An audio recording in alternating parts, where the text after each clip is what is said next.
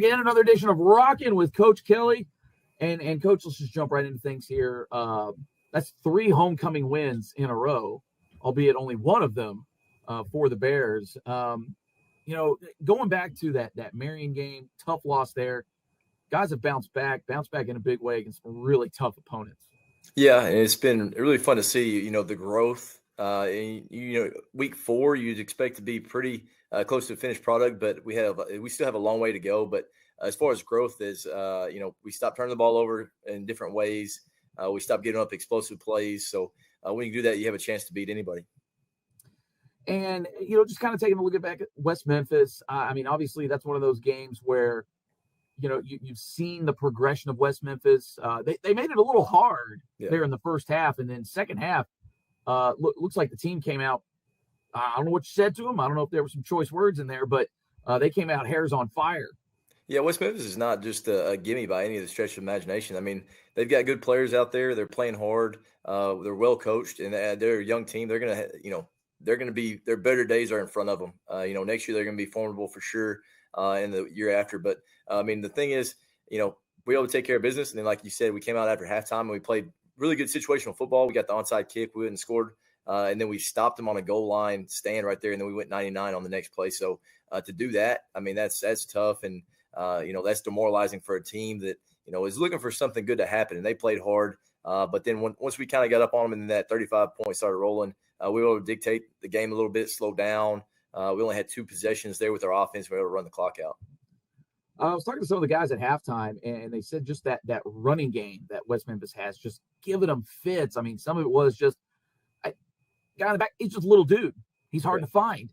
And as quick as he was able to kind of pop some things here and there. But really, second half, you guys bottled him up. What really changed? What was the strategy, or is it just a matter of, okay, now we kind of understand what they're doing. Now we know how to maybe attack it a little better. Yeah, and really, it was just that one drive once we got in the second half, right? Because we had those 2, and then we got up 35. But the main thing is we got to fit everything just a little bit better, a little bit tighter, because it's one of those hey, you may be, a yard or 2 here too wide, and that guy makes the cut. And that's what happens whenever, you have a smaller guy or a guy so more compact that you're not able to actually see him, so you can't see that angle. You just got to trust the blocking in front of you and fit the gaps, and then expect the running back to be there. So it's just little things and details that we're still working on and that we can still get better at. It's got to be kind of fun for you guys too, especially as a coaching staff, to actually, you kind of see, okay, we're struggling with this thing in one half. Second half, come out, absolutely lock it down, took to the coaching. Hey, we made those adjustments. Oh, this is what you guys meant by that. Those sort of things. Yeah, and just like you say, and you did this. A light bulb a lot of times comes on for those guys. Whenever you can get progress from week to week or drill to drill or, halftime adjustments, whatever it is, and those things click. These guys obviously played a lot of football. A lot of these guys have been in the, the fight quite a bit of time. So it's not like they're, the moment's too big or anything. They've been there. They've played Friday night football. But sometimes you just got to have those little details and kind of coach them up. But then again, it comes down to, hey, whenever you see it, do you play fast enough? And sometimes the first half, we got to do a better job coming out and playing fast and trusting our reads and trusting what we've been doing in practice so we can start a little bit faster, especially, some of those fits and some of the coverages that we have and all that. I guess as a coaching staff, kind of a little bit of an I told you so type of moment when they actually do oh, man, you guys, I did what you told me to. Right. Yeah, no, and we got a great staff. We really do. It's me and 9 other guys that are just extremely passionate about football, passionate about, Sylvan Hills Bears, and just helping us get, as good as we can and hopefully get into the playoffs and have a good seed and all that. So I'm really proud of those guys, and they've done a great job so far this year. Without getting too far ahead, because that's our job to prognosticate, but right now still sitting in a 3-way tie now for the conference lead. It kind of gets into tiebreakers. Still a lot of season left to play, though.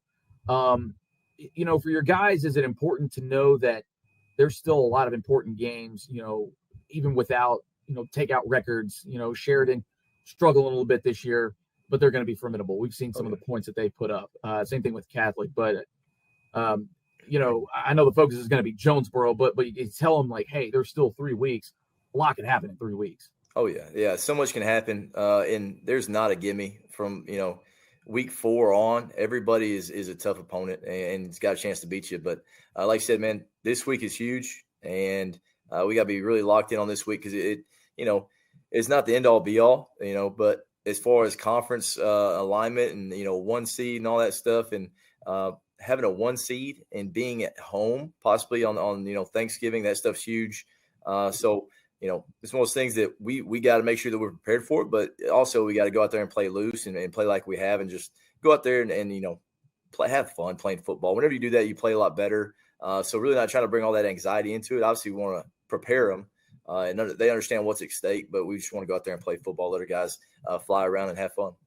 I guess right now, how do you sort of temper, maybe getting ahead of yourselves? Yeah. I mean, because again, 3-1 in conference, one seed's on the line, possibly get a little patch, put a banner up on the the side of the stadium there, those kind of things. But how do you reel those things in? Because you want to be excited about having the opportunity to compete for those things, but you don't want to put the cart before the horse. Right. And I mean, you don't get those opportunities if you don't take care of, a great week of practice. So, we focus on that, and we focus on, we got to continue. We're still learning how to practice sometimes, as far as, keep staying healthy. Because, I mean, it's a long season. Whenever you're expecting to go and compete in the playoffs, 13, 14 weeks into it, you got to do a great job of taking care of each other in practice, making sure that you stay fresh.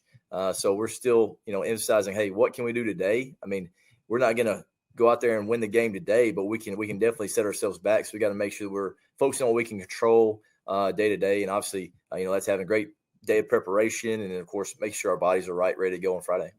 And I guess, how does practice evolve as the season goes along? Because now the games, the pressure's ratcheted up a little bit. Every game means a little bit more just because of the time of year. Not that any game's more important than the other, but it just has that feel. But, how do you maintain that intensity in practice without beating each other up? Yeah, that's a great question. And there are a lot of different ways that people do it. We do a no sweat day every other Wednesday. So every other Wednesday we go where we do a lot of walkthroughs, a lot of meetings, try to get our legs back under us. This week we didn't have a no sweat. We had no sweat last week. The other thing we're doing, whenever you get to week about 7, 8, and we started doing it this week, we cut our periods from 5 minutes to 4 minutes. So it's one of those things like, hey, that doesn't seem like a lot, but that cuts about 20, 25 minutes off of practice towards the end of the day. But we've also got to make sure, hey, how many more times can we throw this route and, think that it's going to get us a lot better at it? We're going to get those reps. But the thing about it is, hey, we've gotten these reps so far. Let's stay fresh. Let's put a little bit more emphasis on the mental side of it. Maybe have a longer meeting, or have a meeting after practice even, where you can just, because again, like we said, man, we're expecting to go 13, 14 weeks. We got to make sure we're taking care of our bodies and we're fresh whenever we do go out there and put out 100% effort. Another long roadie this week, going up into the northeast corner in Jones Boogie. It's starting to get cool outside too, so that's another little element to things. But what do you see in Jonesboro on both sides of the ball that could potentially give you fits? Yeah, I mean, typical Jonesboro team, man. Speed, on the edge. They typically have a really good running back. They got a really good one this year. Size on both sides of the line. I mean, there's not a weakness on their defense. They may have the best Mike linebacker that we've seen all year. Secondary is solid, up front solid. So it's one of those things. A solid football team with really good players and really well coached. Tyler George over there. I've known him since he was in college. He was a linebacker at Ouachita when I was over there as a GA. So he's a great guy, great motivator, and solid all the way around. That's the thing. There's not a weakness on their team. Whenever you look at everything, they do a great job. Obviously, coaching them up and putting guys in positions to make plays. Yeah, I guess a 21-0 win over Marion. Yeah, a little bit of a statement win for those guys, and you guys are kind of the first, I guess, part of a bit of a meat grinder schedule that they've got coming up.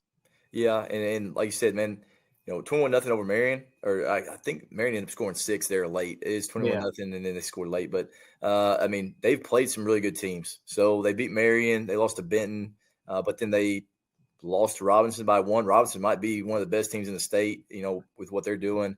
They played Conway early, and it's just, man, they've seen really good teams.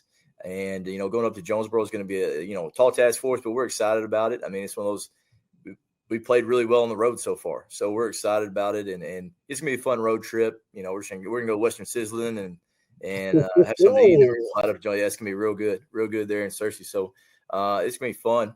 Fun road trip, and we're excited to go compete in a really good environment. Like Jonesboro's a fun place to play. I mean, it's a cool place. I think I've played up there maybe 5-6 times now. It's a fun place to play.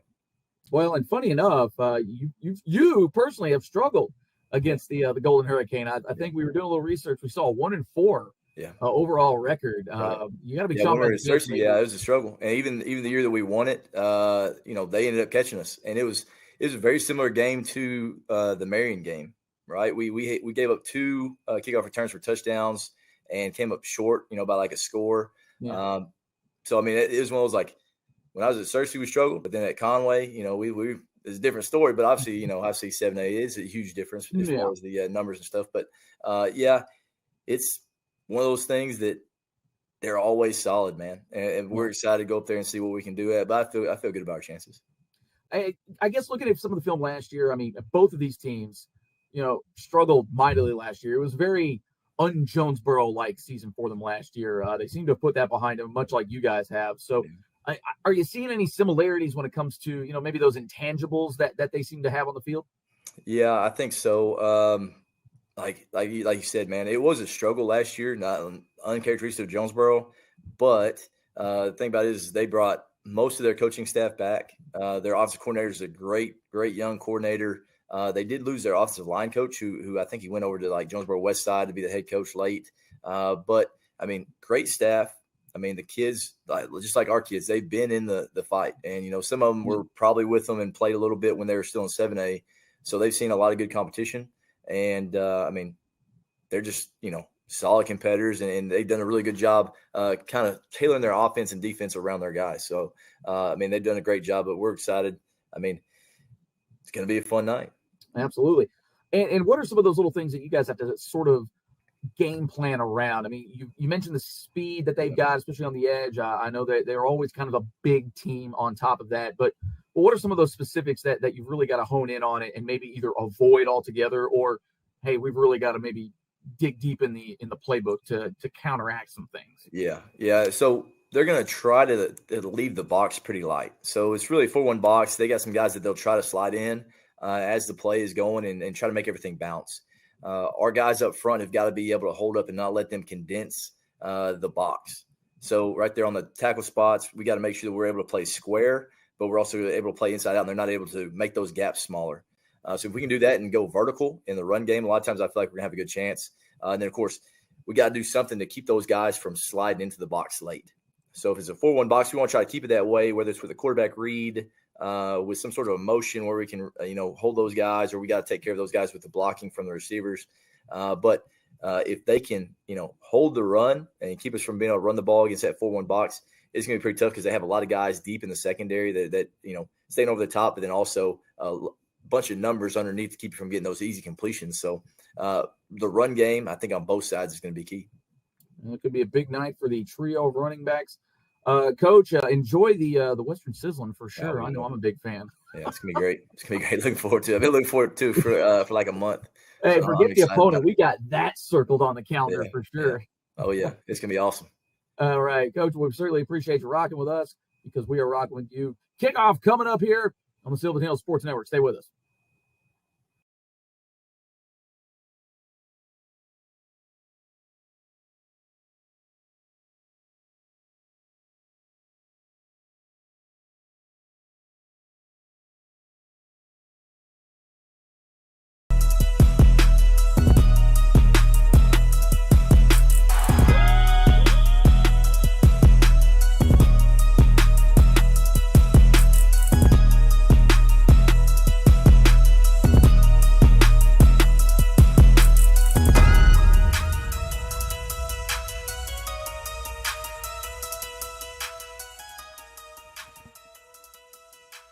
Nestled atop Crowley's Ridge in northeast Arkansas, the Sylvan Hills Bears make the trek up to the City of Churches, Jonesboro, Arkansas. Jay Burr, Chris Goodman with you here as we always are, getting you set for a big-time clash here in the 6A East as the Sylvan Hills Bears are taking on the Jonesboro Golden Hurricane. First place on the line tonight, Chris. Like I said, it's a big one. Yeah, there's a lot at stake tonight for Sylvan Hills. I mean, it's It's just you look at the turnaround, you look at the pride the team plays for, and then to be right here 2 hours away from home getting ready to play for possibly the first place in 6A West or 6A East, the West side of the division. There's a lot to play for tonight. Well, yeah, it sure is. Fun fact here about Jonesboro, and kind of an odd connection with both of these schools. Jonesboro, actually the birthplace of actor Wes Bentley. Wes Bentley actually graduated from Sylvan Hills. So an interesting little connection for both of these schools. But we're not trying to be friends tonight for sure. Just a little bit about the opponent for tonight. Jonesboro, actually 33rd all-time in the state of Arkansas in terms of wins. Total record for them, 513, 428, and 26.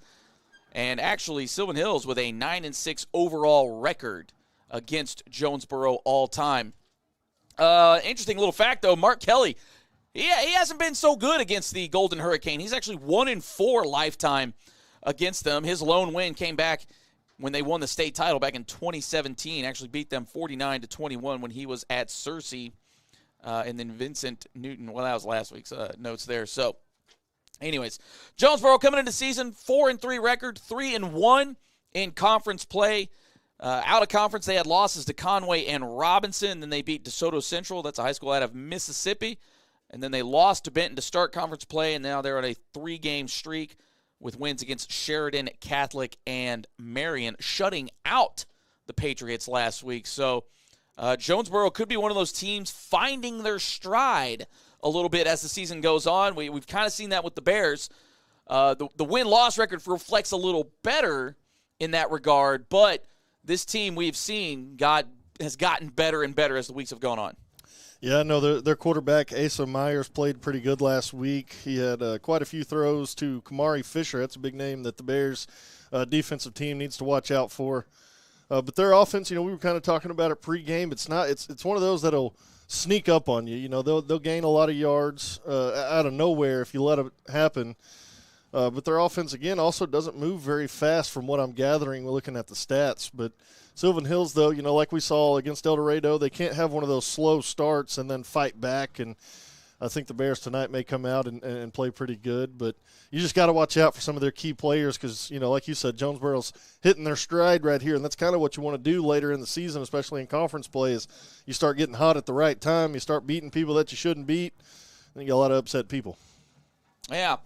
Well, just looking at the playoff picture right now, again, we've mentioned it. First place on the line for the Bears, at least. If Jonesboro wins tonight, they do not actually bump up. Obviously, it's barring what Benton does tonight as well, so we'll just assume Benton wins. Jonesboro would actually hang on to that 2 seed, and then Sylvan Hills would be in the mix for everything else. It's a hodgepodge down there. But should the Bears win tonight, they will take over the 1 seed just because they have that head-to-head against Benton. But right now, playoff picture looking like this. Benton with the 1 seed, they would get a bye. Shiloh Christian would host El Dorado. I am not a fan of that drive personally. Van Buren, being the West 2 seed, they would get a bye. Sylvan Hills would actually play host to Fort Smith Southside. Now, again, this is as of right now, gang. There's still 3 weeks left to go in this thing, so a lot can change. But they would host Fort Smith Southside.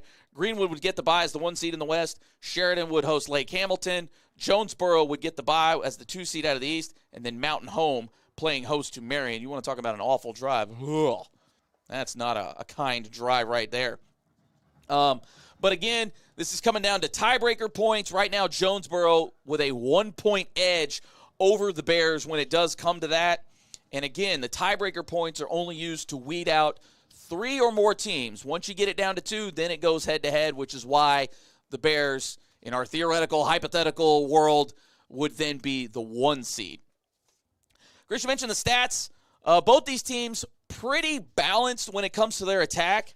For the Bears this year, 3,800 yards of total offense, just under 1,800 running, a little over 2,000 yards passing. You go to the other side here for the Golden Hurricane, 1,400 yards rushing, just under 1,600 yards of passing. So, again, both teams pretty balanced in their attacks when you really look at the numbers side by side. Bears tend to put up a few more yards on both sides, but really the concept is there, balance on both sides. How do you think that plays out tonight just from what we've seen?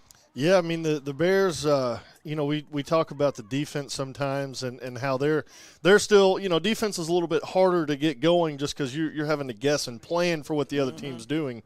But they've really come on strong. Shout out to all the defensive coaches. Coach Hood, the defensive coordinator, has done an outstanding job getting his group. Got the names locked in now. Yeah, he's getting them in there. And, shout out to Coach Davenport, I believe, was the one that sent us all the coaches' names. We really appreciate that. Just with the coaching change turnover, we haven't really been able to keep up with everybody. But, yeah, Coach Hood, the defensive coordinator, Coach Collins, D-line, Coach Shadid, sorry if I pronounced that wrong, coaching linebackers, Coach Aaron and Coach Slaughter with the DBs and safeties. Those guys have really done a great job getting this defensive group coming along because in the last couple of seasons, we all know what happened. But getting that group, the defense really standing up strong. And, of course, Coach Kelly and the offense, they're doing wonderful as well. Coach Dorsey, shout out on the offensive line. That guy, taking that group from last year and what they are this year, they are absolutely great. But back to your question, like you said, I think we took the scenic route there. Yeah, I think it when you come to a balanced team, but they're not putting up the yards that maybe somebody like Sylvan Hills is, you really, like I said earlier, got to watch out for their star players because at any point in the season, those guys who are getting all the yards can really turn it on. And once Asa Myers, their quarterback, once he starts finding some good guys to throw to, it could be bad for some of the DBs. For Sylvan Hills, but that group, like I said, has come on strong, and you just got to keep playing and keep fighting. When you're on the road like this for a long ways away from home, you're going to run into some adversity, and the Bears just got to keep playing. Well, Bears will start with the ball tonight, so that'll be how things will go. The Bears are going to be going right to left on your screen here, but a couple of guys to look out for, at least on the Jonesboro side of things. Running back, number 1, T.J. Brown, 800 yards. He's got 14 TDs on the year. You mentioned Asa Meyer. Not really going to burn you with the legs, so that helps a little bit if you're a defender, but he is capable of doing it. But Caden Hawkins also one of the big running backs here. Throwing the ball, you're going to have to look out for Kamari Fisher and for Cameron Davis. Those are going to be the big threats for the Golden Hurricane. The revenge tour continues for the Bears. You might remember this one last year. It was over before it really even started. Jonesboro rushed out to a 28 nothing lead in the first quarter, ended up winning that game by a total 49-14. And even in that game, and this is what I'll be real interested to see how Jonesboro chooses to attack this version of the Bears. And here come your Bears. Is they just chewed them up, spit them out last year. And this is a Jonesboro team that was even down last year, only 3 wins on the season. Still hit the Bears for over 10 yards per carry. So I think you mentioned it. We've even talked to the linebackers a little bit last week. They just got to kind of find their rhythm. And you heard in pregame there with Coach Kelly saying the adjustment really from halftime to shut down West Memphis was a matter of not getting too wide. It's a yard or two here and there. If you over-pursue slightly, you're going to leave a lane open. I mean, from an offensive line standpoint, because I know that was kind of your jam, how important are those just – I mean, we're talking footsteps. Yeah. Well, anytime, speaking as an offensive lineman, when you run that zone play and a guy, he takes the wrong angle and he runs himself out of a play, well, now he's out of the way. You don't even have to worry about him anymore. You can now go block somebody else, and that's why I think Sylvan Hills – that's why we see some of these big run plays is because guys kind of over-pursue on Jeremiah Carey and others, and then they hit those lanes and take off. So defensively, the linebackers Hurd and his name just escaped me. I've gone blank here. Woodard, I believe. Both of them have played exceptionally well because the D-line holds the blocks, and then they scrape and hit the holes and meet the running back at the point of contact rather than catching them and waiting.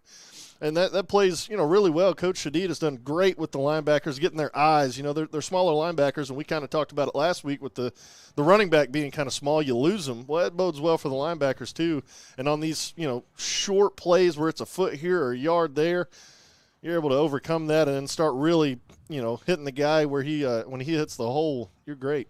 Well, it should be interesting. T.J. Brown, a little taller of a running back. He stands 5'11", 185. But looking at this O-line, they're not incredibly big. 2 guys under 6 feet. Stephon Blankenship, the center, sitting right at 6 feet. and then you got 6'1", 6'3". So, we've seen this Bears defensive line handle smaller lines. Now, that's not to say they're automatically going to handle Jonesboro. That's not what I'm trying to get at whatsoever. But, there's not that just big size advantage. I know Marion, for example, just gave the Bears fit because, golly, you're moving mountains across that line. How much does the size play into things? I know, too, there's that whole, center of gravity and all those other things, but how big a deal is that? Well, I think, too, when I was down there on the field, I really just looked at Jaden Noble and Ducey James and Malachi Summons and some of those guys we have on the D-line, and the arm length. That's where it really can play into effect, because even me as an offensive lineman, my arms aren't the longest, and you go against a defensive lineman whose wingspan is just out there, it's a lot harder because then they can – when the defensive lineman engages first, you've usually lost because now he controls where you're going. So tonight I would like to see, out of Ducey James and others, use that length to your advantage. Get these guys out of the way, get some TFLs, tackle for loss going, and really take care of the run game before it takes care of you. Absolutely. Want to join in or thank everybody in the chat right now. Make sure you like and subscribe to the page. Make sure you share that page while you're at it. But we got some shout-outs here. Bradenton, Florida, we see out there. Also got a Plano, Texas in here as well, and Peoria, Illinois. So tell us where you're at in chat. Big game here in the northeast corner tonight, home of the Arkansas State Red Wolves. But right now, it's all about the Jonesboro Golden Hurricane. And Jones Boogie gonna look like they're setting up for onside kicking. I'm not sure kind of what they do in regards to that. I know Sylvan Hills, obviously, they're not shy about it. But they are teeing it up. And it's actually on the close hash. So for Jonesboro, they're on the right hash, which is a little different. But it looks like they are trying to kind of create a little space. Now, I know the onside kick rules have changed a little bit. I'm not sure what the numbers or if that applies at the high school level. We'll try to see if we can get that to you. But it's a deep kick. And Tyler Blakely is going to find a little room. He's got a little room to the outside. Ryan Parham throws a heck of a block, and Blakely's got room to go. He's going to go. He's going to go the distance. That's how you start a game. Tyler Blakely, touchdown Bears. Say it with me, gang. Pop that smoke. Man, 14 seconds in. I thought he might have. I thought he was going to get tackled around the 40-yard line, but he hit that third gear and really turned on the jets and took it in for a Bears touchdown. Oh, who needs an offense? Oh, what a play to start this one out. That is what you call a tone setter. Hey, we're just going to go ahead and give it to you now. That's got to be in the top 10 next week. We hope y'all saw that as Sylvan Hills had the number one play in the network top 10 last week. And that is down through and true. And 14 seconds into the match, the Bears take a 7-0 lead. Man, I wanted to say right before that, and I should have just said it, we haven't had a kick return for a touchdown yet this year. We missed the opportunity. I know we did, and then Tyler Blakely, 75 yards. Get the crystal ball out. 75 yards to the house. Great set of blocks, like you said, by Ryan Parham and others. And, man, when he turned on the Jets around the 40-yard line. Yeah, as soon as he cut about the 45 or the 50. And just put his head down and ran. That's all you had to do is stay in bounds and, he gone. I wish all the time, you see it at the college and NFL level, these guys, they break open and they start looking back for people. Stop, Tyler Blakely did perfect. Just look your head at the end zone and run. And that's exactly what he did. Bears start out 7-0. Let's go. Got some folks in here from Sherwood. Didn't make the trip. We certainly appreciate you joining with us tonight. Hey, we see the Pop That Smoke in there. Hey, we're working on the merch, so y'all be on the lookout for that. We are working with some of our folks over there at Cool Caps in Sherwood there. So y'all get down there and ask them for it. Tell them, where's it at? I need some of that Pop That Smoke merch. But like I said, we're working on that. Bears will tee it up. We'll see if it's one of those deep onside kicks. No. Oh, the Bears might have it. Oh, the ball's out. I think they've got it. I think we still got it. I think the Bears have it. I think we got it. Throw the signal. Give it to us. The Bears seem to think they've got it. I think at the very last second. I think they let them wrestle around a little too long. You got to think that the Bears had that one, and there's the official signal. Oh, that would have been just an incredible start to the game for the Bears. Well, as it stands, the Golden Hurricane will take over at their own 46-yard line, avoiding absolute disaster to start this game.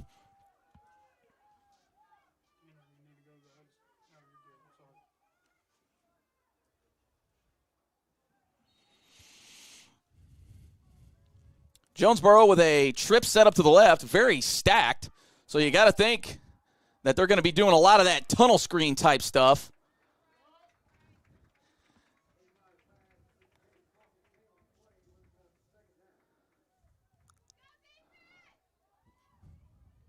Couldn't tell who that was on the reception. But Jonesboro hitting them with just a little bit of tempo.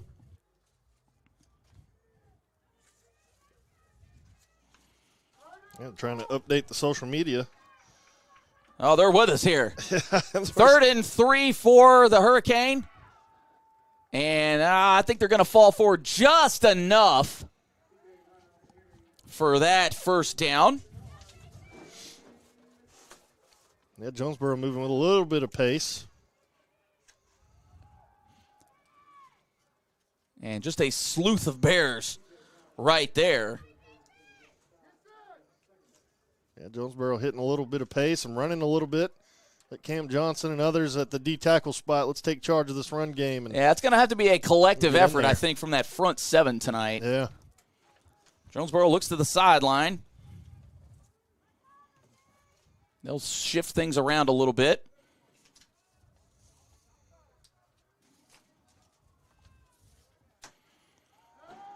Myers has time. Lots of time. Oh. And I thought they had a shot at getting the pick there. That's Brian Dixon out on the edge.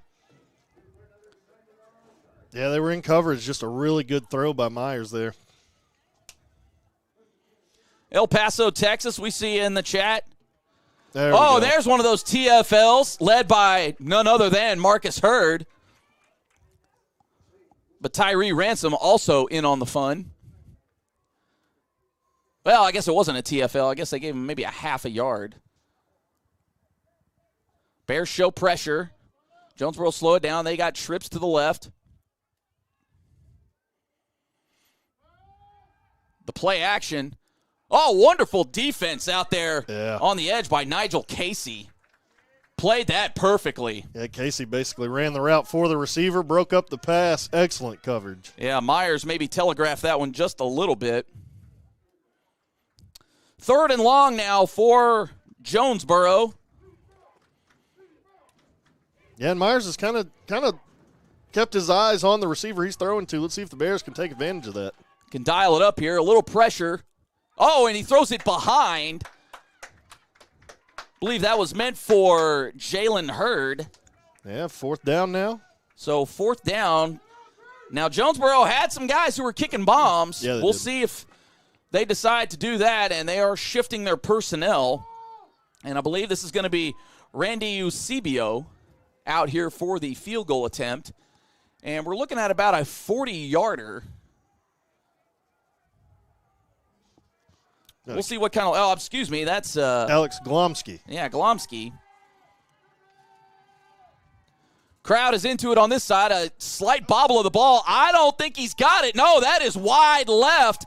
And that kick is no good, and the Bears' defense stands tall. Oh, and we've got a stoppage. I don't know what the flag could be for.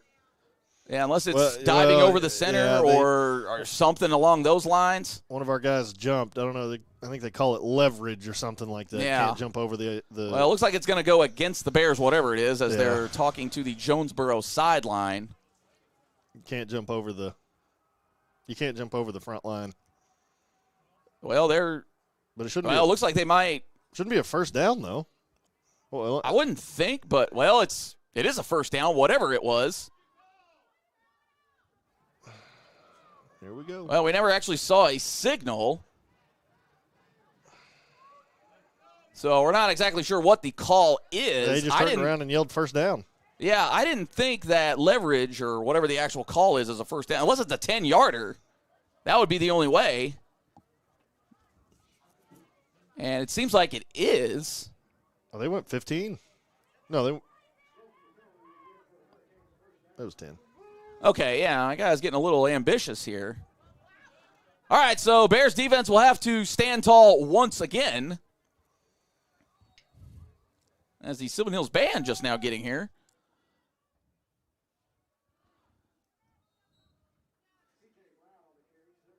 Brown on the carry, stumbles forward for maybe 2 or 3. Jonesboro bringing in some more meat, so you got to think they're going to ride the back of T.J. Brown. And he is just looking around for a hole, not much to get through to. Not sure if he got anything on that one, maybe a yard if anything. Yeah, the Bears right now are doing a really good job getting in those run lanes. You got to keep it up here close to your goal line, though. Yeah, like you said, D-line just going to have to occupy space, not allow a lot of cutback lanes. Linebackers are going to be the ones flying all over the place. And Brown, once again, looking to get to the outside, trips up. Oh, the ball is out. Yes. No way. That's twice. That was Zayden Woodard on the tackle, and they're going to give it to Jonesboro. So 4th and short, about 1 yard to go to get the first down. And Jonesboro. Come on, D-line. Still on it. Offense is still on the field. And Brown gets it, and he is stuffed at the line, but I think he's going to fall forward just enough to get that first down. Didn't get much, didn't need much.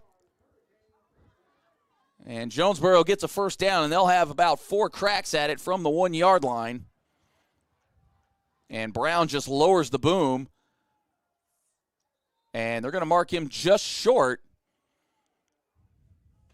So it seems like we're kind of just delaying the inevitable, but Bears known for their goal line stands. Yeah. They'll have to do it 3 more times. And Myers lines up, and from our end, there's the official signal. Well, it didn't look like a touchdown signal. It looked like a ball down signal initially. So officiating crew having a tough go of it here early on, if you ask me. But Jonesboro an extra point away from tying this game. Yeah, it was just a heavy dose of the run game. Bears did good. The Bears did very good on defense that entire both drives. Chat, not impressed with the officiating so far, but it's early, and that one is down through and true, and with 7:41 left here in the first quarter, we got us a tie ball game here at Cooksey Johns Field at Centennial Bank Stadium. Yeah, like I said, the Bears, you played excellent on defense there.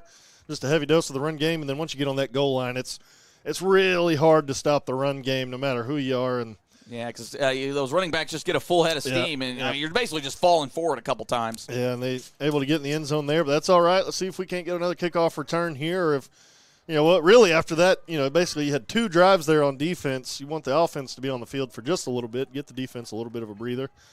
But I'm sure they wouldn't be upset about a kick return for another touchdown here. So no, absolutely not. So we'll see what happens here with the Eagles Carpet One Flooring and Home Kickoff. Kick off your home improvement needs with Eagles Carpet One and Flooring. Hands-on access to flooring samples so you can see and feel the potential. If you don't love the floor after installation, you can have it replaced for free with Carpet One's beautiful guarantee. They have stores in Little Rock, North Little Rock, and Sherwood. You can visit them at eaglescarpet1.com today. Well, you got to think they're going to be a little haphazard about kicking it to Deuce again. But we'll see what the Golden Hurricane deploy this time. A little bit of a peculiar setup. And that one is going to go out of bounds. So discretion is the better part of valor, they say. And Bears will get 5 more yards spotted, so they will set up about the 36-yard line.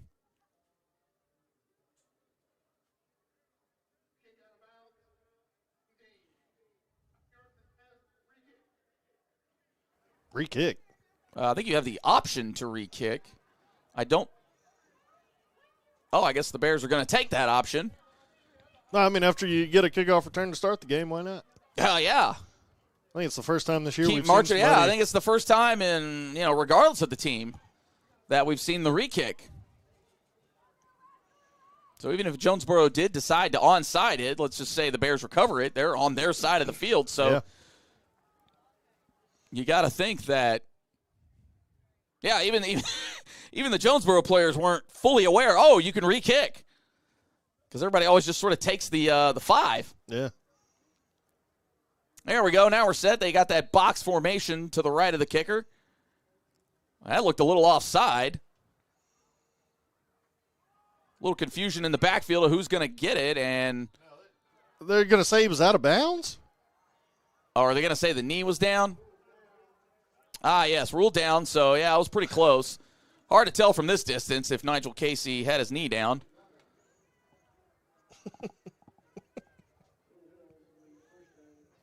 Well, nobody's knee was down. Oh, well. I guess they're going to say he bobbled it, then picked it up while he was standing out of. I have no. I don't know. I have no clue, Chad. It's a little questionable right now, clue. but as it stands, Bears take over at their own 28.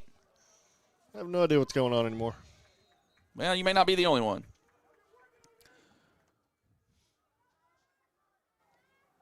Bears with some motion, but they'll hand it off up the middle. Not sure which back that was. If that was, I think it was 22. Yeah, that was Howell. Isaiah. So Isaiah Howell on the first offensive touch for the Bears. Tyler Hampton drops back. He's got a little time. Oh, defended well. That was meant for Lacoby Brent. Well, just like that, it's third down for the Bears. Looks like they're going to go trips left. And they'll look to the sideline as they tried to catch Jonesboro slipping just a little bit. And Howell gets the ball, and that's about a yard short of a first down.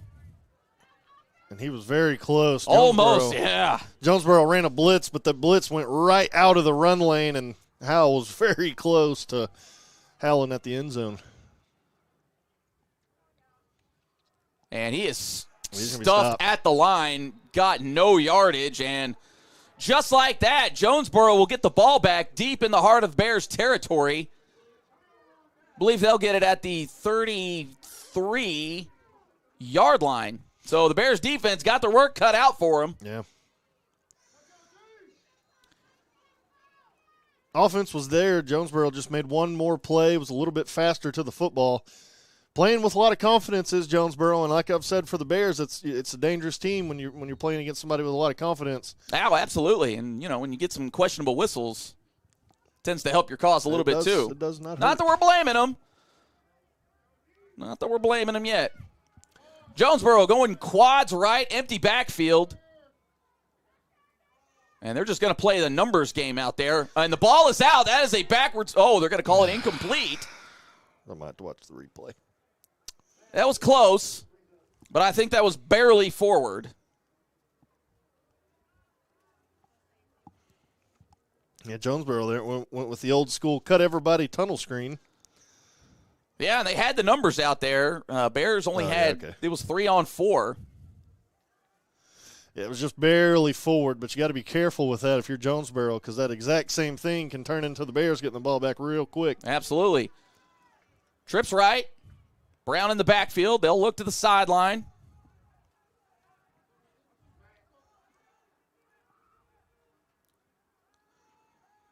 Ayers has time, took a hit, Excellent and that's going to fall short. Cam Johnson Excellent pass disrupted rush. it. He won't get an official stat for that. Well, he might get a QB hurry. Yeah. If they give a stat there, you got to give him the QB hurry because he was bearing down. He was bearing down, that's for sure. Excellent pass rush there. 3rd and 10 now for Jonesboro. Bears defense got to dig deep here. Go get him again. Yeah, the right tackle had nothing for Cam there. That was great to see. And that's really what the D-line all night. I want to see that same thing all night, that intensity. Go get to that quarterback. Go get to the running backs. And Jonesboro burning an early timeout. Now, the Bears were a little shifty on that one. They had guys moving around all over the place. Maybe had Jonesboro a little thrown off their game. Yeah. But the timeout brought to you in part by Akel's Carpet One Flooring and Home. Take a timeout. Head to Akel's Carpet One Floor and Home for all of your floor and home needs. Tile, flooring, backsplashes, countertops, cabinets, whatever the case is. Akel's will bring your vision to life. Visit them in Little Rock, North Little Rock, and Sherwood, or you can visit them online at akelscarpet1.com. And we certainly thank all of our sponsors. Early reports here on scores. Sheridan up on Marion 16-6. So Sheridan, one of those teams catching fire right now. And who'd have thought that Marion, they have tumbled in the standings. 3rd and 10. Twins to either side. Myers drops back. Quick pass. Throws it behind Brown. And that was great defense by the Bears. Put the rush on Myers. And he just had to get rid of that thing. And even then, Bears did have a kind of sort of shot at a possible interception. Couldn't come through. Well, Jonesboro's going to leave their offense on the field. So we'll see what the Golden Hurricane try to do here. As they've got 2 receivers to the right, 1 to the left. O.J. Cullen's kind of in that H-back position.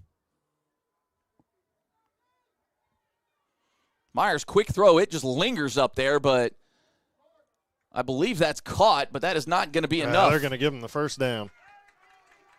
No, he's well short, yeah. Okay. Yeah. The ref down here immediately started pointing first down before he even walked out there. There's no way. Yeah, they were about a solid 2, maybe even 3 yards short. Okay. So Bears come up with the turnover on downs themselves. Yeah, the signal looked a little funny. Yeah, no, the ref on our sideline started pointing first down as soon as he ran over there. Yeah, I think you had it going the wrong way there, Chief. But great job, Bears. Jeremiah Carey met in the hole, pushed forward. Oh, yeah. And that was a great play by Kylan Dixon, the defensive end for Jonesboro. And we've got a Golden Hurricane a little slow to get up. And that is Dixon. Boy, he came flying, and now looks like it might be an upper body injury, maybe the shoulder. Not sure. He is walking off on his own power, so that's good to see. Yeah, he's got his arm. But that right arm is dead. So not sure if maybe something got a little out of socket, maybe just pop that thing back in, but we'll hope to see him back on the field soon. Man, but what a stop by the Bears, though. I kind of got lost looking at the referee to see what the down was, but what a stop.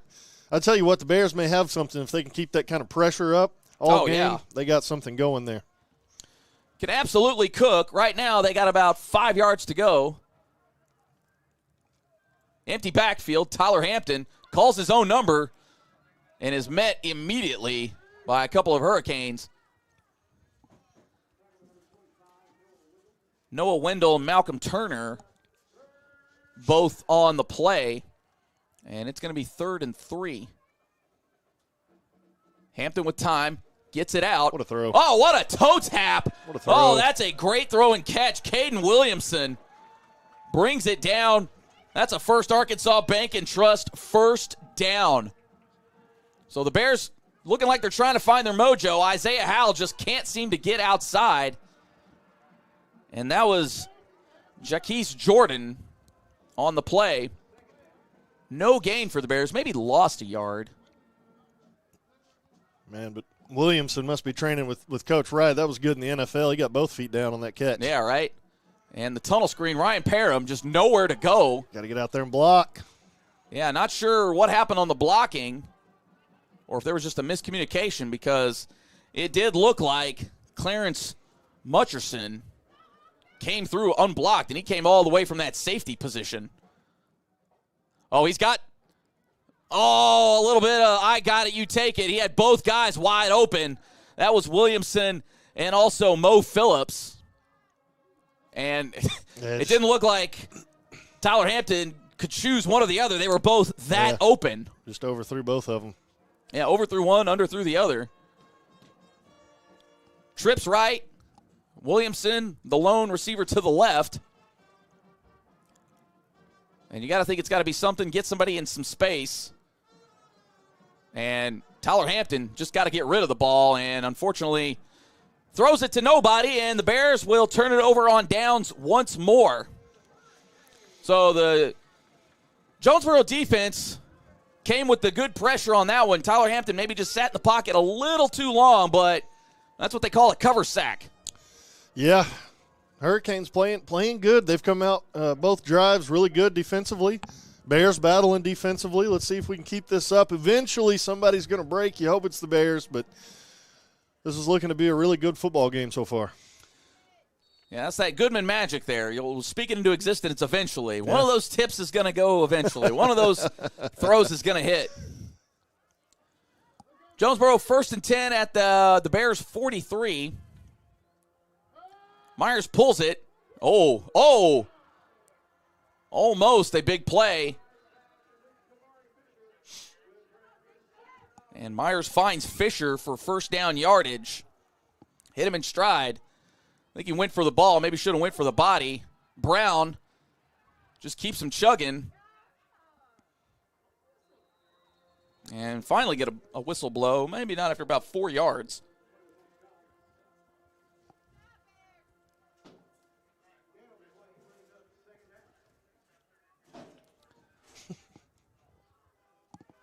Yeah, about 4 on the play. Pulls it out there, and he just flat dropped it. Oh, my.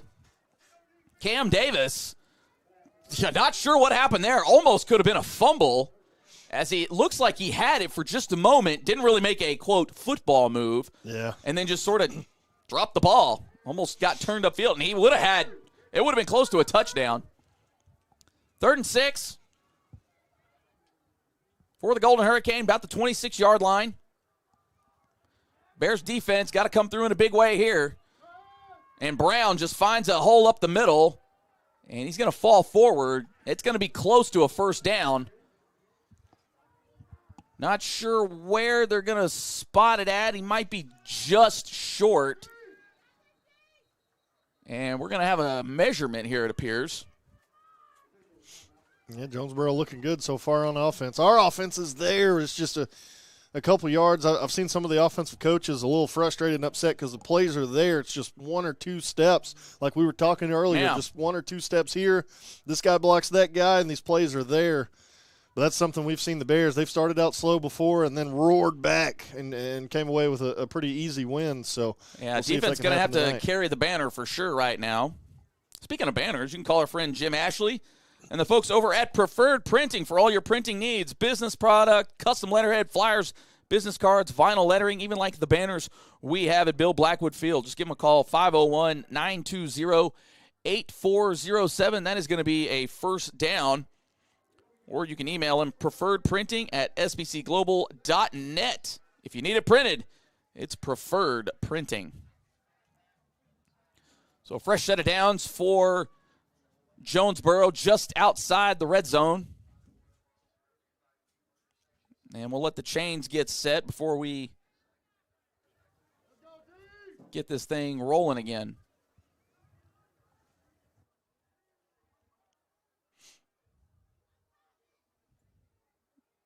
And it's sure taking a while to get them set. Not sure what the holdup is.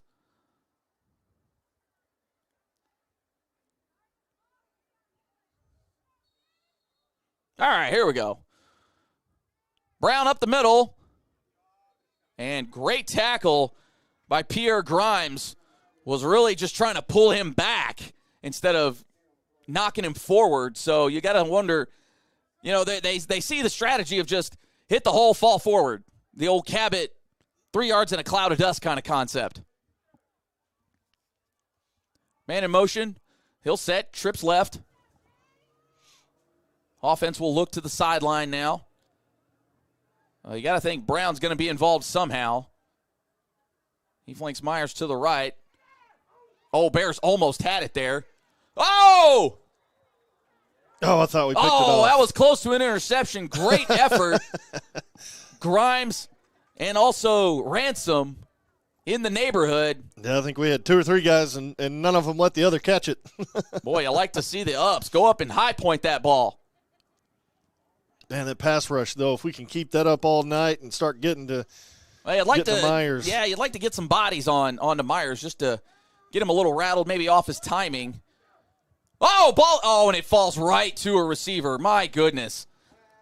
That was Eric Blocker on the catch, and he's right at the sticks. Oh, man, even when the ball gets tipped. Just bad luck for the Bears right now. Brown hits the corner, cuts back, and he's going to find the end zone and touchdown Jonesboro. Yeah, the Bears on defense are fighting hard, but it's difficult when they're on the field, more basically than the offense. Whole game so far, yeah. Well, they're fighting. They're there to make these plays. They got to get to the quarterback, and then, too, they got to get in some of these passing lanes. They've been there, but they got to come away with the football. Well, even on that last one, I mean, a tipped pass just happens to go right to Blocker, who made a great catch, picked it up off the turf, and then the tempo just got the better of the Bears there.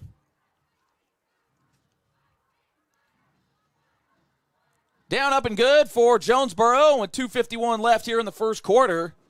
Your score is now 14-7 in favor of Jonesboro. So I was actually going to try to go back and look at our games and see the numbers here of how long the Bears have actually trailed in the season. And I didn't get a chance to actually crunch the numbers or anything, but I'll tell you right now, it ain't been long. That hasn't been a lot. They have not trailed much. Obviously, that Maumelle game, very back and forth. And then, Marion for a large part of that game. That's really been about it. Benton. But then after that, they've kind of set the tone for most of the game, or they've been tied, one or the other. Yeah. Let's see how the Bears handle a little bit of late season adversity here. You're far away on the road. You got a battle. It starts right now with this kickoff. Let's not have any more, shenanigans go on unless it's a kickoff return for a touchdown. But get a clean catch. I kind of like you mentioned earlier, I'd like to see the offense really get cooking.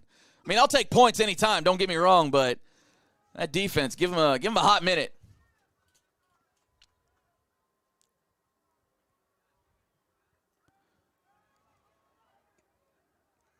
And the fair catch called, but he gets out of bounds anyways. That was – who was that? I think it was Blakely. No, that was Kyrie LeBron on the catch. Blakely was in the neighborhood.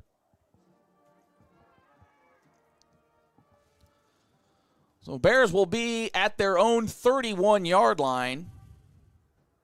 And the offense just got to find a little rhythm.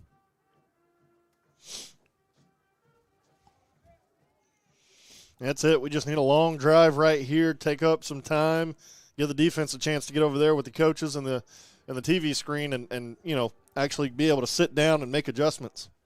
Empty backfield. Well, E.J. Duckery now in the backfield, and he'll get the handoff and just lowers the boom, but not before Jermaine Owens hauls him to the turf. Yeah, right now maybe about a yard. The Golden Hurricane defensive line is eating up our offensive line. I know that'll change, but right now we got to get a little bit better of a push. Duckery waiting. Maybe about a yard, maybe a half a yard short of the first down. Come on, O-line. So just found a sliver of light and happened to hit that hole. Bears got 2 shots here to get maybe a half a yard, and Tyler Hampton calls his own number, falls forward. That's going to be a First Arkansas Bank and Trust first down. And good job on Tyler. He saw that the original where he wanted to go wasn't there, so he bounced it outside and was able to go get the first down. Yeah, not often the QB sneak ends up being an off tackle. Oh, we got a horse collar tackle, which is not sure how you can almost see that, considering he fell with it facing the sideline. But, whatever, a free 15 for the Bears here. We'll take it.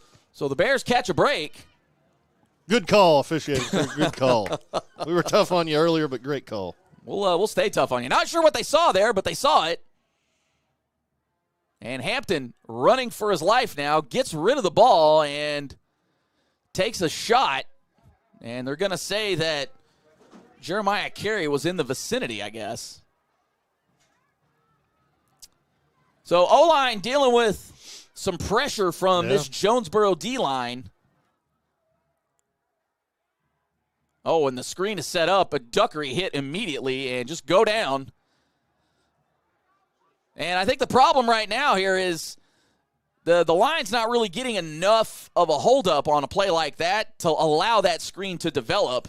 Well, yeah, and then their DBs just kind of read it perfectly. There's been a couple of times they've been right there to go make the play. That time it's hard to ask your tackle to get out there and block a DB, and he just kind of read the play before the lineman could get to him, went and made the play. And Jaquise Jordan was the injured Golden Hurricane on the play. He helped up by a teammate. He jogs off the field, so hopefully nothing major. Looks like he's holding his shoulder too. Bears third and you need a bus pass at this point. So what looked to be a promising drive now hangs in the balance.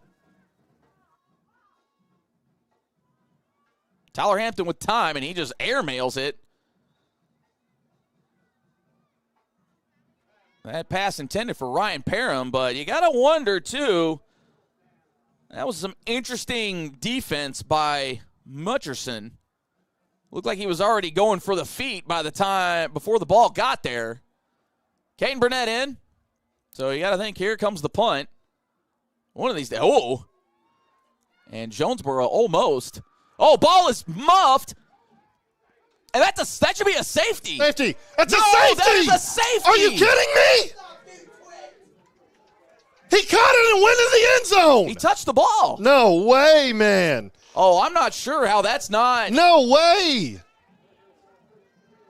How do you give him 20 yards? Mr. Official, please. There's no way. He threw the bag. He threw the bag. I don't understand. Yeah, he had possession of the ball. What? No, you cannot be serious. Come on now. Explain it to the whole stadium. How do you basically spotted him 20 yards for touching the ball. No way. Oh, there's no way. No way. No way. No, it's going to be hard now. It's going to be hard now. We're about to get in trouble here, gang. There's no way.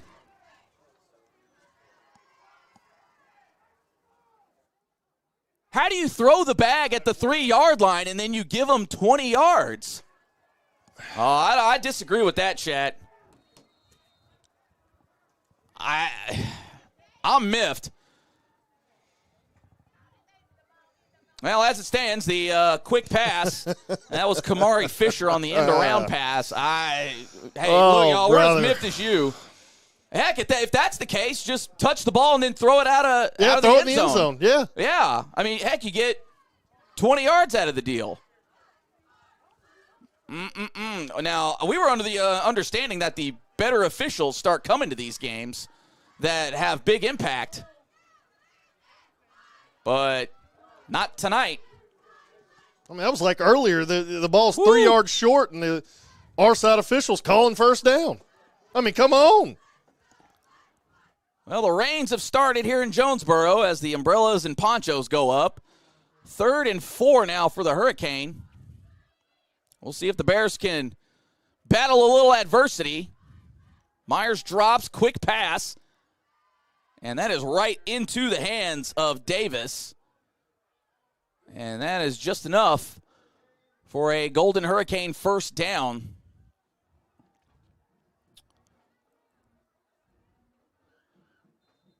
And we've got a flag on the play. Not sure what that's going to be. I'm going to guess it's an illegal procedure.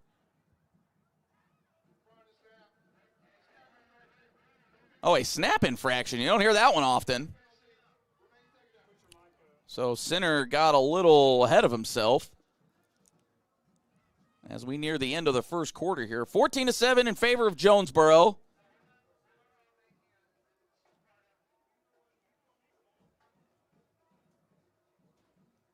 And Brown with the run. Oh, man. Met staunchly by Marquez Cry. And about just beyond the original line of scrimmage. 2nd and 9. Brown once again. Oh, the fake really got a couple of the Bears. And I'm not really sure what Jamarius Jackson was doing there. He was signaling a first down. Sometimes you got to sell it a little bit. 3rd and 2.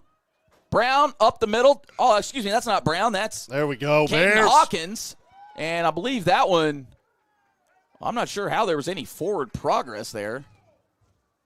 Yeah, they gave it to him. They gave him the They gave him a little forward. So 4th and 1, and that is going to bring us to the end of the first quarter. So an eventful first quarter. Started off with a bang for the Bears, but they're having to battle, well, a few elements out here tonight.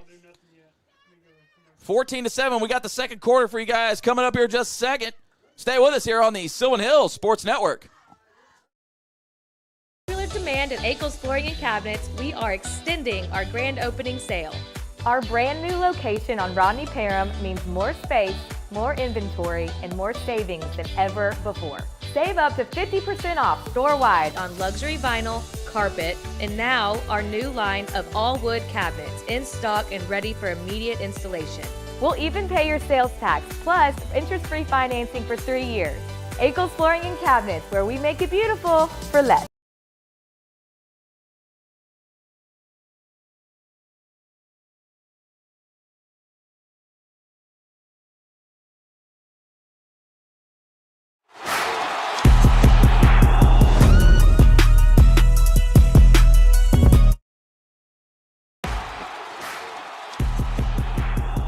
Harsh cutoff on the music there. Yeah, Chris got a little punch happy. Sorry, I hit the wrong button.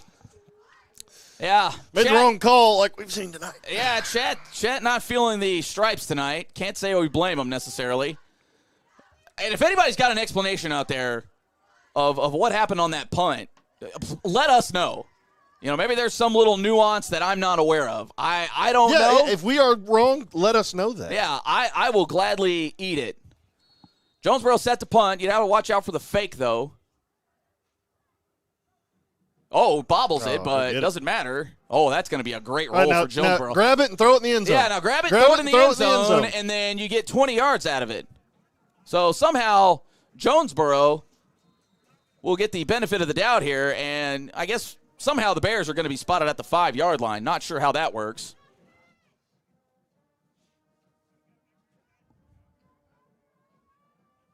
Yeah, chat, we're going to be passive-aggressive all night. We're just going to warn you ahead of time here.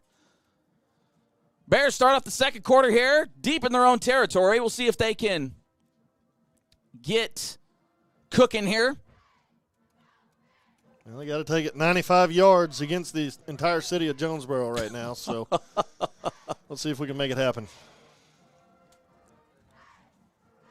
And here we go. Now we're set. Bears got to be careful back here, as that Jonesboro D-line has caused some pressure.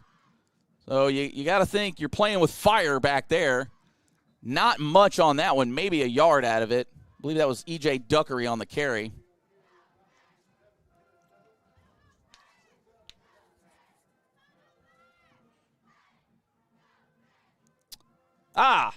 So Cody Sanders there in the chat should have been a safety. Yeah, trust me, we know.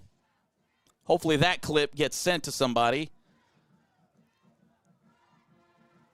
And we're dealt with properly. Tyler Hampton, quick throw, gets it out. I believe that's Tyler Blakely. Go! And, go! Oh, he almost had it. There we go. Almost had it. He barely got a hold of the jersey, and that's the only thing that stopped that one from being a 94-yarder. Now let's go, Bears.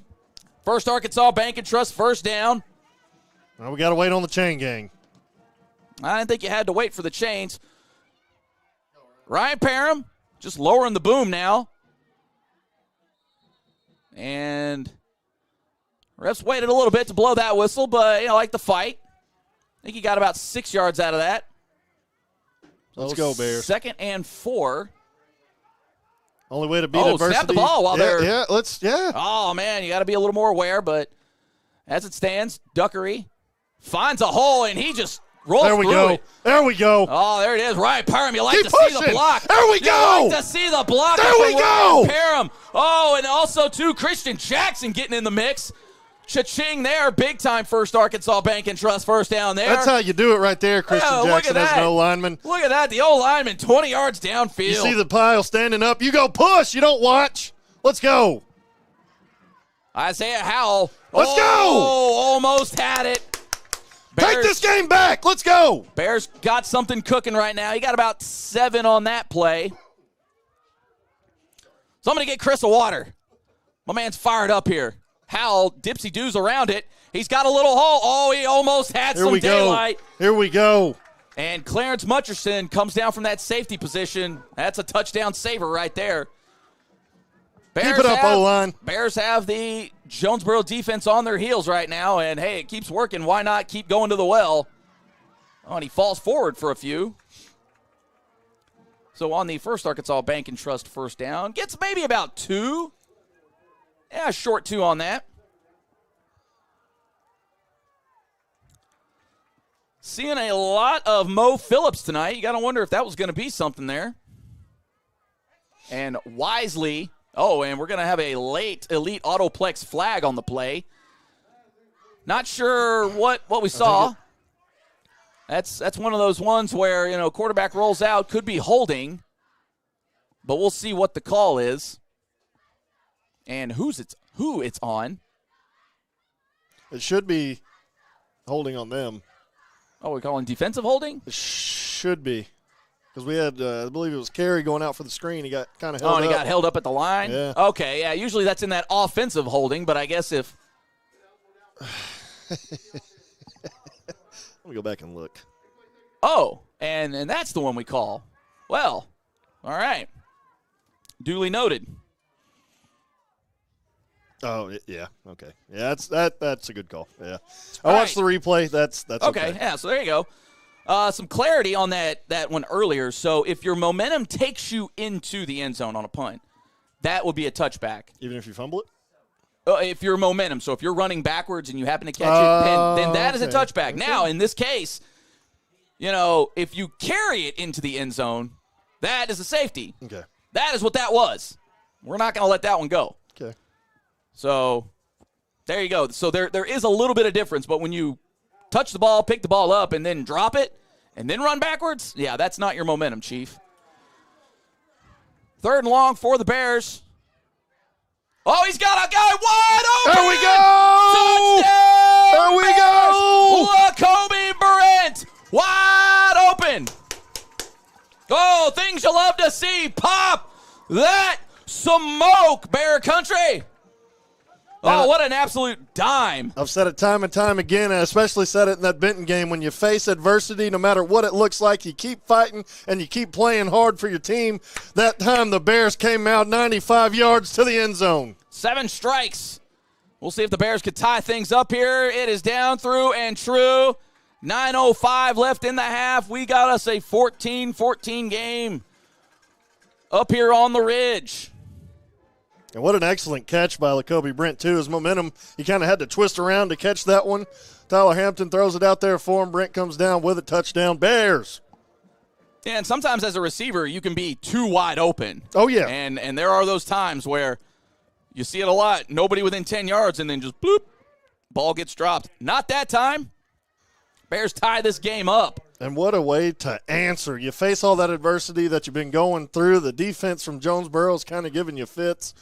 And that time, like I was saying earlier, the O-line, you got to come back and take charge in this run game. The D-line's kind of winning. And there, that drive, they showed it right there. All 5 of those guys really took charge. Howell and Duckery running hard.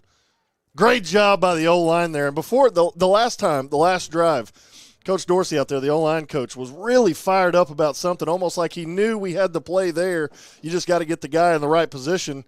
They get over there, they look at the TV, they get things fixed, and that drive 95 yards to the touchdown. They finish it with a pass play. Hey. Receivers are people too. But the O-line, that drive, did a wonderful job. The whole team did. But really, I'm an O-lineman, so I got to give praise. They did a wonderful job there coming back and getting this offense back in the end zone. Yeah, Coach Kelly riding one of the officials walking back to address his special teams. Not sure what it was about. Maybe it was about something else. As it stands, here we go. We got the onside kick. Great pop. Ball is out, and I think Jonesboro is going to recover that one. And that was covered by Aiden Grimes, one of the quarterbacks, amazingly, out there on the hands team. So I want to say he's maybe third on the depth chart. 1st and 10, Jonesboro. Just shy of the 47. So we'll see if that Bears defense can force another 3 and out, or force a 3 and out, I guess.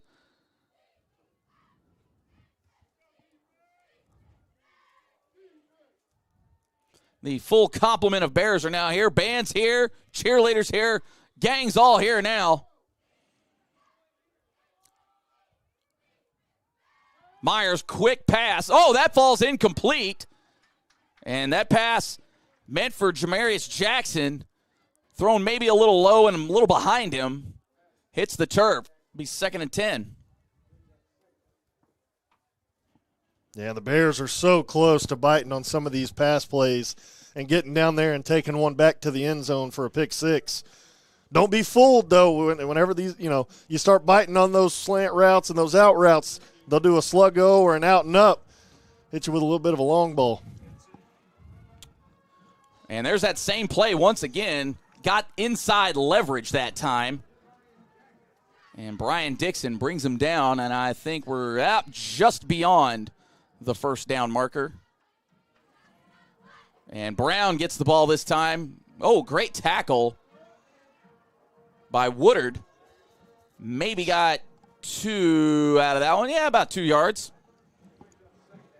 So Jonesboro coming back with some tempo of their own. They'll look to the sideline now. Twins to the left, also the H-back on the left side.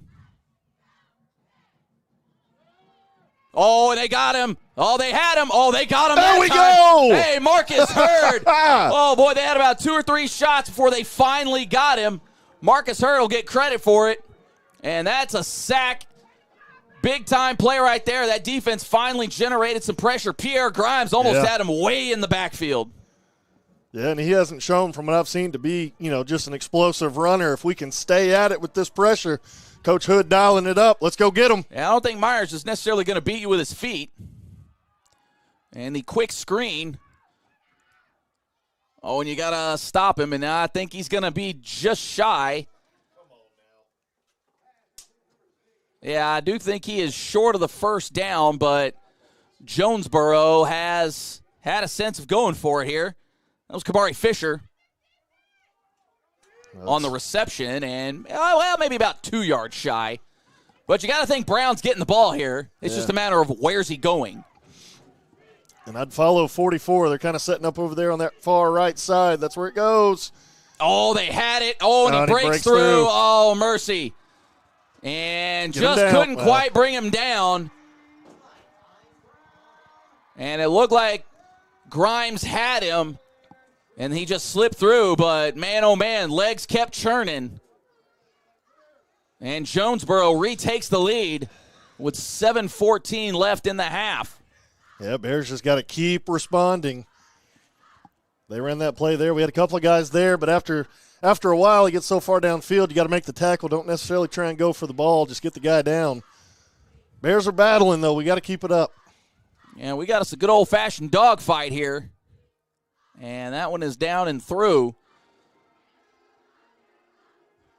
So 21-14 now. And if you thought this was going to be an easy one, you thought wrong. Man, can't you tell we're getting closer to the playoffs? Oh, man, I'm telling you. The games are getting better. There's a lot on the line for both teams here tonight. Jonesboro playing for a lot. Sylvan Hills playing for a lot.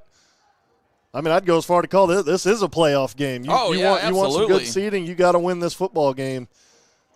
It's a battle right now. Jonesboro's battling to stay number 2 in the East. We're battling to go to number 1 in the East. A lot at stake for both programs. Absolutely.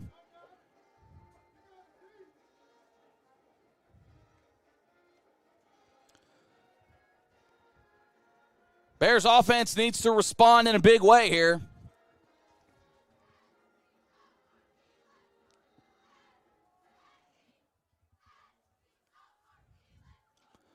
Well, we'll see what kind of trickery the Golden Hurricane want to deploy on this kickoff.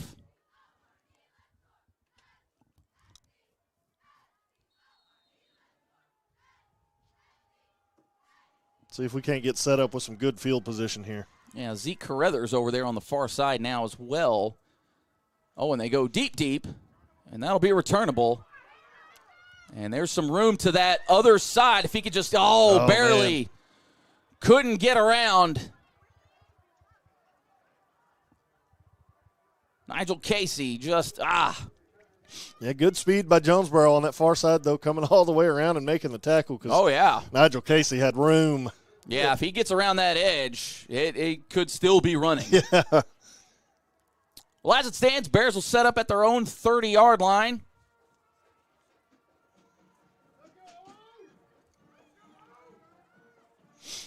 All right, we need another good long drive out of the Bears here to go tie it up.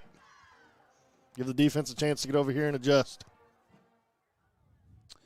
Jeremiah Carey finally involved in the game. That'll go down as a pass.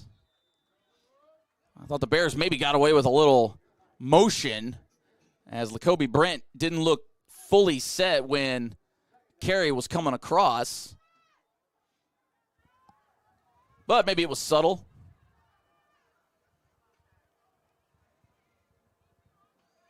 Oh, what a grab. What a catch. What an absolute grab. That's probably one of the best 7-yard catches you're going to see. Full concentration goes into the Lions' den. Yep. And that's a First Arkansas Bank and Trust first down. Yeah, good throw out of Tyler there, but way to go, Lacoby Brent, to use that frame and go make that catch. Duckery just following his guy, falls forward, maybe.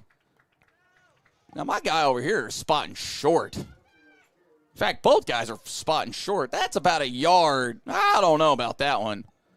I thought he got to the 49, but here we are. Hampton with time. Oh, not sure what happened there. Blakely broke his route off, and Phillips almost came away with an INT. Bears dodge a bullet there. And it's 3rd and 5.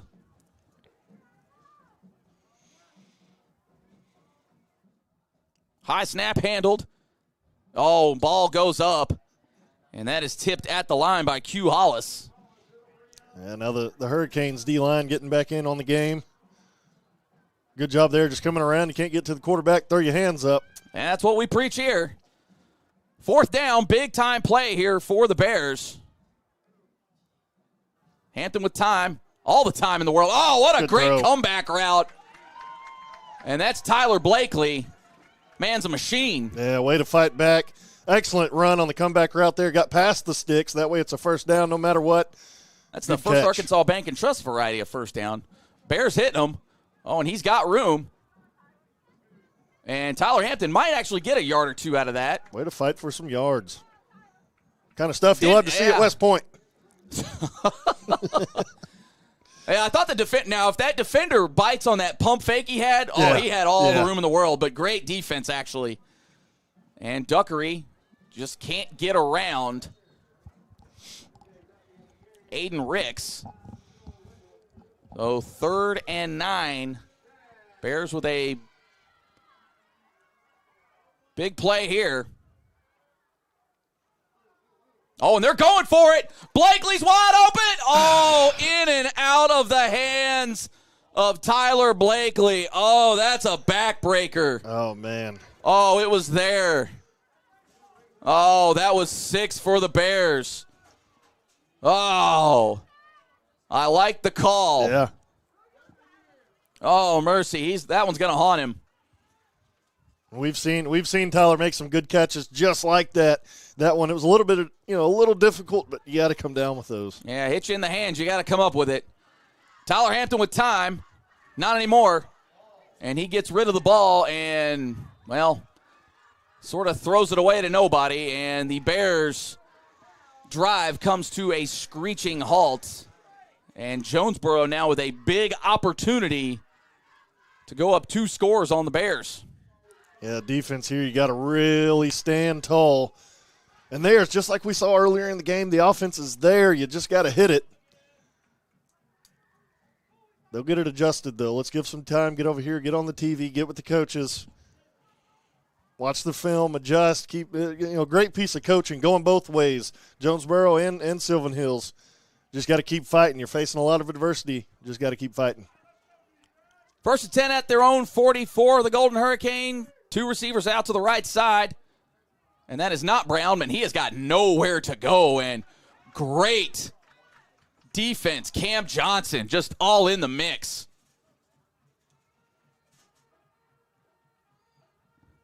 I believe that running back was Deshaun Jackson. Or excuse me, that was Caden Hawkins.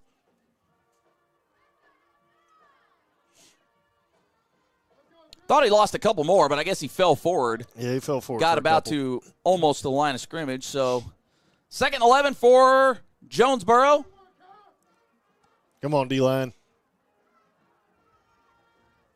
Go get him. Nowhere to go with it. Oh, in and out of the. Oh, my gosh. You got to be kidding me. Catch. No, that looked like a catch. That's a catch. Have they ruled? Oh, they're ruling that incomplete. That's not a catch. Wow. It's not a catch. So the Bears catch a break. Wasn't a catch. Yeah. Hit the ground. That was close. What am I talking about? What are you talking about? Golly.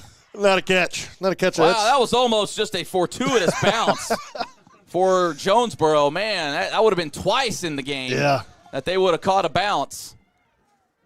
Well, as it stands, 3rd and 11, Bears defense really has to stand tall here. You'd like to see that front 4 really put some pressure on Myers right now. Yeah, 3rd and long. You got to pin your ears back and go get them. Not sure if you wouldn't think maybe dialing up a little bit of a blitz. Well, just 4. Oh, and that ball is up in the air and what? Oh, mercy. I think he just misjudged it. Tyree Ransom just couldn't get a hold of it, and even Marcus Hurd wondering, what are you doing, man? Brother. Oh, man, that thing was breakdancing in the air. Well, Bears will get the ball back hopefully somehow here as Jonesboro now in punt formation. Man, see, this is one of those times where I wouldn't mind having somebody a little further back just to knock out a few yards. But that's just me. Clean snap there that time, and they almost Tyree maybe almost got to that. Great bounce for Jones. Jeez. Go get in the end zone. And really for this reason right here, and again, they're going to set up shop about just on the other side of the 5-yard line. So 3:48 till halftime. Bears got their work cut out for them. All right, 94 instead of 95. Let's go. Let's do it again. Tie the ball game up. Ooh, mercy. Yeah, great job there on Ransom to not go hit the punter. Way to stay off of him, not get a flag. Yeah. But here we go. Maybe could have got a hand on it, but, yeah, better safe than sorry in that situation. Now here's as an offense, Tyler Hampton, you got to go out there. Thank you, defense. You guys got to stop again. That's my bad on the last drive. Let's go get them. Well, let's see what the Bears can dial up here. 1st and 10 at their own 6. Tyler Hampton has time. He lets it fly. Oh, in and out of the hands of Mo Phillips. I think the defender had a little something to say about that too. Yeah. Mutcherson. Good Almost used that big body to shield him out, but he just snuck up underneath. Yeah, good defense. You like the amount of time that Tyler Hampton has had the past couple of drives to sit back there. Yeah. Wide receivers just got to find some space. Speaking of finding space, well, not much doing there. As Isaiah Howell almost had the corner, but then couldn't quite get around. And Jonesboro right now. Heck, if I'm Jonesboro, I might burn a timeout. Oh, great. Oh, man, Tyler Hampton just in his bag to avoid the safety and the sack. Breaks one dude's ankles, shakes another guy off, and Bears go 3 and out. So I guess it worked out pretty good for Jonesboro. Yeah. And if you're the Bears, that's not what you need right now, is a lot of 3 and outs. Big punt. Well, not so big. Jonesboro will get it at the Bears' 35-yard line. So I'm saying that's kind of the benefit you get of having somebody back. Yeah. But it's worked a lot this year, so who are we to question? But I maybe would start having somebody back there. Their punters have been bombing them tonight. Yeah, and sometimes, you don't put anybody back there just because, you never know how good the other punter is. But now you see that the guy can boot it a little bit. I'd send, Tyler Blakely or somebody back there to go get it. Well, even just to munch up, maybe just a handful of yards just to get out of your own end zone like that.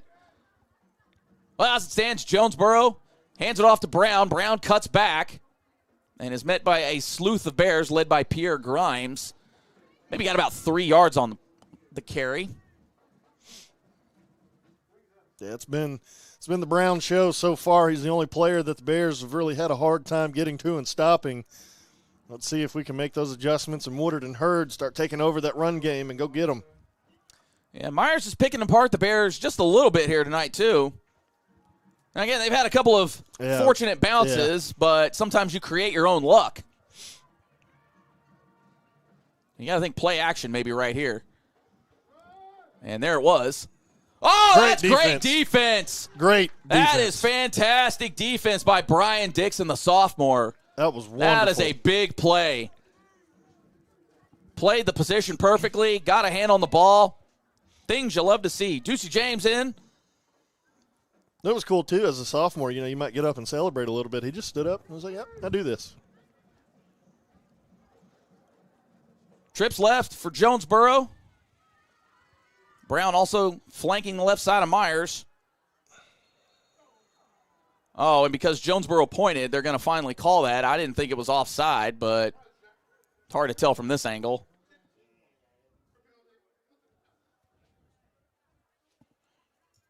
Well, they spot Jonesboro 5 freebies, and, there's drive killers on the offense. There's defensive drive killers, too, and that's definitely one of them. Much more manageable now for Jonesboro. Oh, and Brown just right behind the back of his O-line.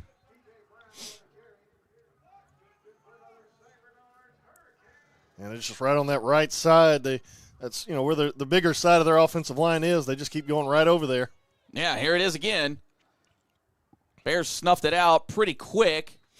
Maybe got a yard, if anything. Yeah, about a yard. Under 2 minutes now here in the first half. Jonesboro going to take their time, I'd imagine, here, especially with the way the running game has chewed the Bears up. Yeah. It's not like they're breaking them off for big chunk plays, but 5 yards in a cloud of dust. The direct snap to Brown goes nowhere as the Bears snuff that out. Can't say you're surprised there, but Malachi Summons, welcome to the show. No gain on that play, and it's 3rd and 9 for Jonesboro, and they are content with taking their time. Bears also content letting them run it out. Need a big play here from the Bears defense. Jonesboro does get the ball to start the second half, so if you can keep them out of the end zone, that's a win. Yeah, let's get a turnover.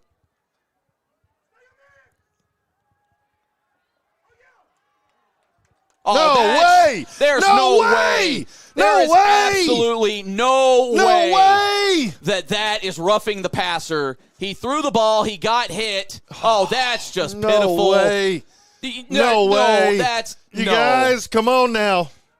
There's no way that is roughing the passer. Come on now. That is soft a call as I've seen. Oh, my goodness. Again, never mind. Well, Jonesboro given a free first down. They're now inside the Bears' red zone at the 9-yard line, so 1st and goal for Jonesboro. You got to think you're going to get a heavy dose of Brown, and Brown falls forward, maybe gets 3 or 4. Maybe gets it to about the 5-yard line. Yeah, the 4. Jonesboro going with some pace. Not everybody was set. Yeah, not sure how that wasn't a false start. And we got a flag coming way in. The Elite Autoplex chunk from the Whitecap. My goodness. I don't know if I agree with a lot of the calls, but. Here we go, another one on the Bears. Let's keep it up.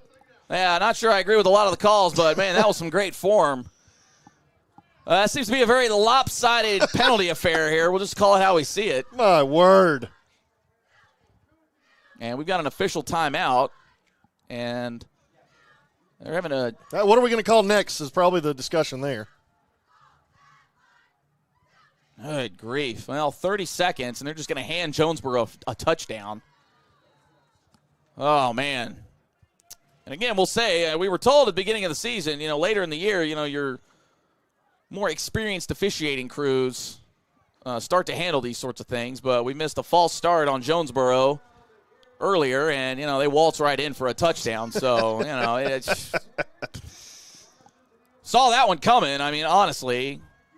And Jonesboro will get the ball to start the second half. So, Bears have really got to make some adjustments, and a lot of adjustments, coming out here in the second half. But not sure how many adjustments you can make considering the circumstances going on. Well, and the Bears, too, they're not helping their chances any. You got a couple of plays, you're missing assignments, a couple drop balls. You got to keep fighting, but, man. And that is no good. And of course, because the flag, of course, it went against Jonesboro, so we got a flag on the play. You can't jump over the line, but you can jump.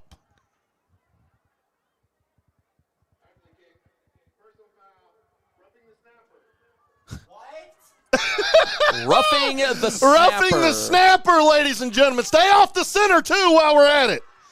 Now, he did say after the play, so technically I thought the extra point shouldn't count, right? Well, if it's – how do you – Oh, okay, so because Jonesboro missed it, we had to kind of make something up here. What in the world is going on? Got it. Now, I do know. I will say you got to stay off the long snapper. Yeah, you can't touch the play. After the play is where we're going to – After the play is after the play. It's – well, go ahead and just give him the extra point because,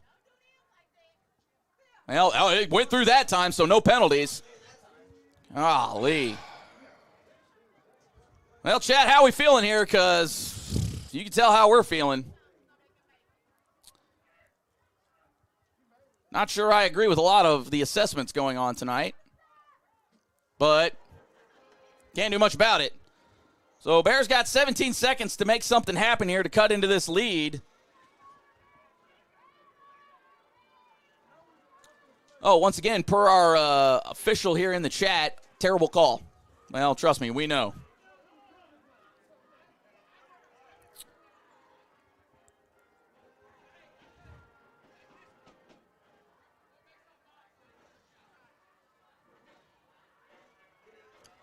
A lot of folks in chat not too thrilled about the officiating this evening. Can't say you blame them. A lot of penalties you don't see really a lot of. Multiple times that's been roughing the center. Not sure you call that one at all during the year, and somehow it happens twice in the same game. Roughing the center. Roughing the snapper. After the play, no less. After the play. That's what kills me. That's what got me. It's like you shouldn't get the try if it's after the play. If it's after the play, you assess it right now. So, like I said, I understand you can't hit the center. Yeah. But then I don't know, man. Well, that just told me a lot that I needed to know.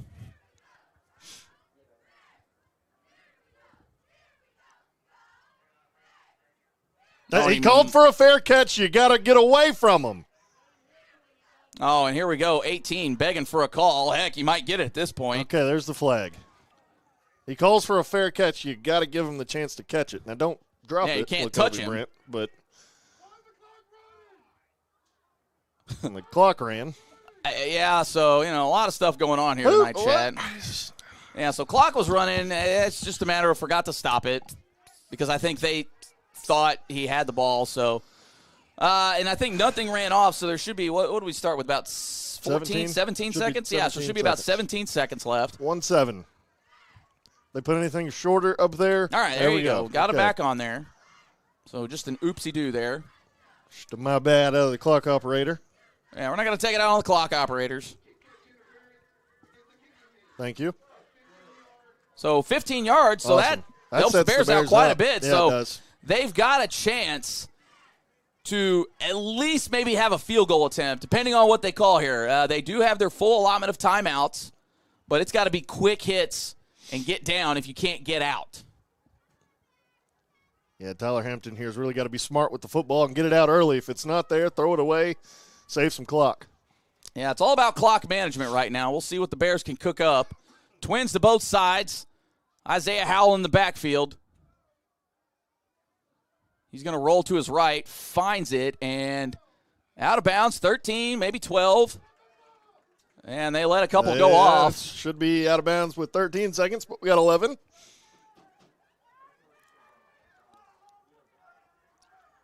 And a lot of the fans here who made the trip trying to let the officials know about the clock situation.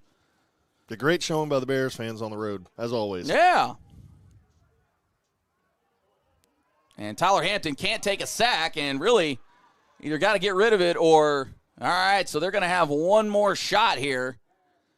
And you got to just think, get your tallest guys in there and go up and get it.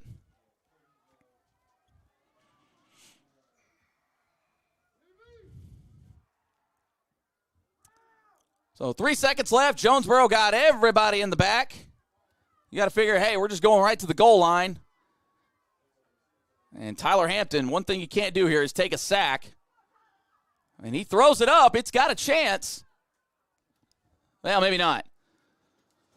Well, so the ball falls out of bounds. Bears gave themselves a chance, but can't cash in. And the Bears, well, they got work to do come the second half as they are down 28-14.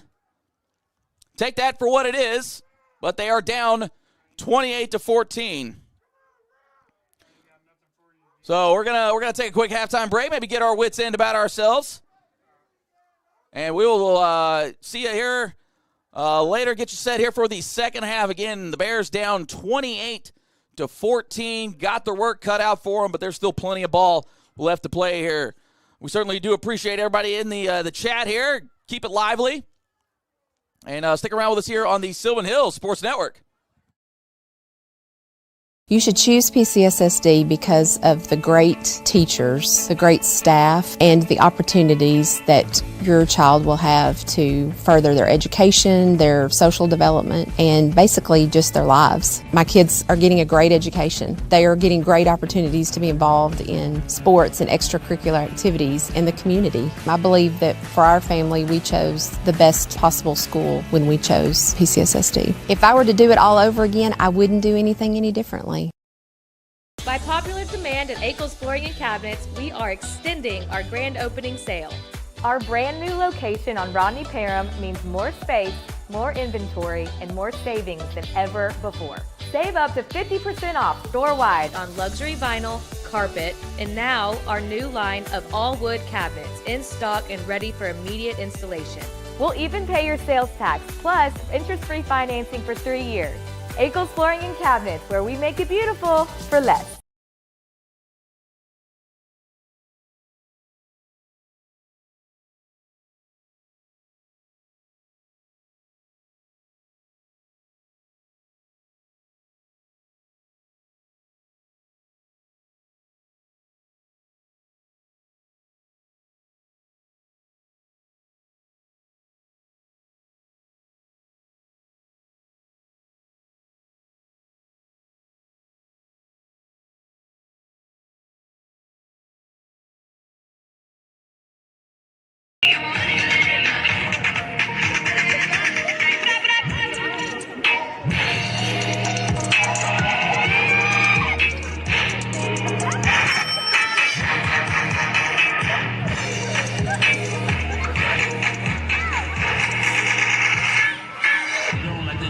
Explaining. Stories stay the same through the money and the fame. 'Cause it's started from the bottom, now we're here. Started from the bottom, now my whole team's here. From the bottom, now we're here. Started from the bottom, now my whole team's here. Started from the bottom, now we're here. Started from the bottom, now the whole team's here.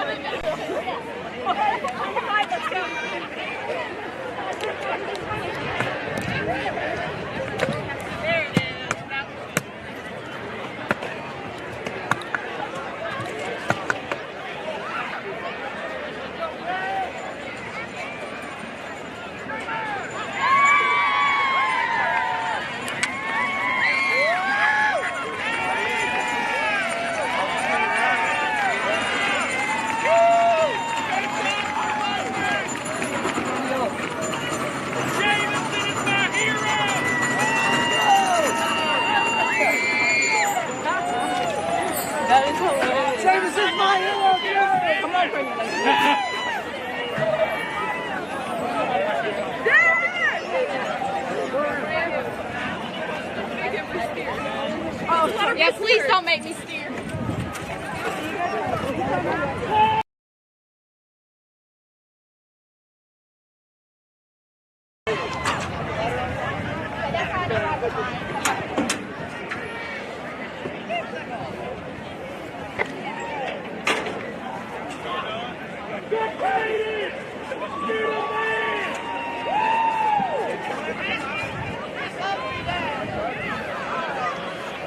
Underneath the cords.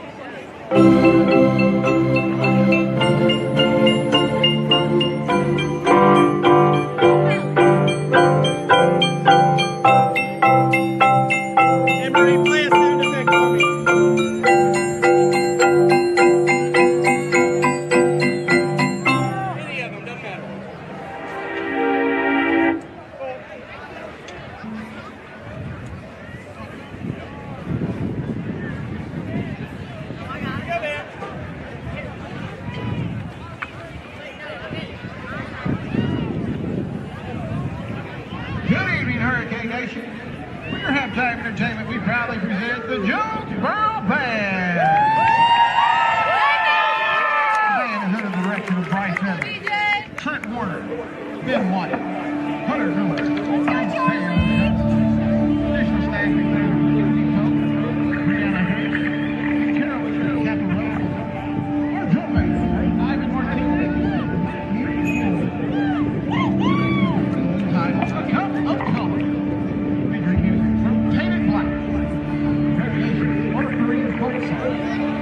Yellow and pure imagination. Tonight's solos are Andrew Bryant on euphonium, Corinne Osorio on flute, and Kenneth Rodriguez on flute. We hope you enjoy A Cup of Color.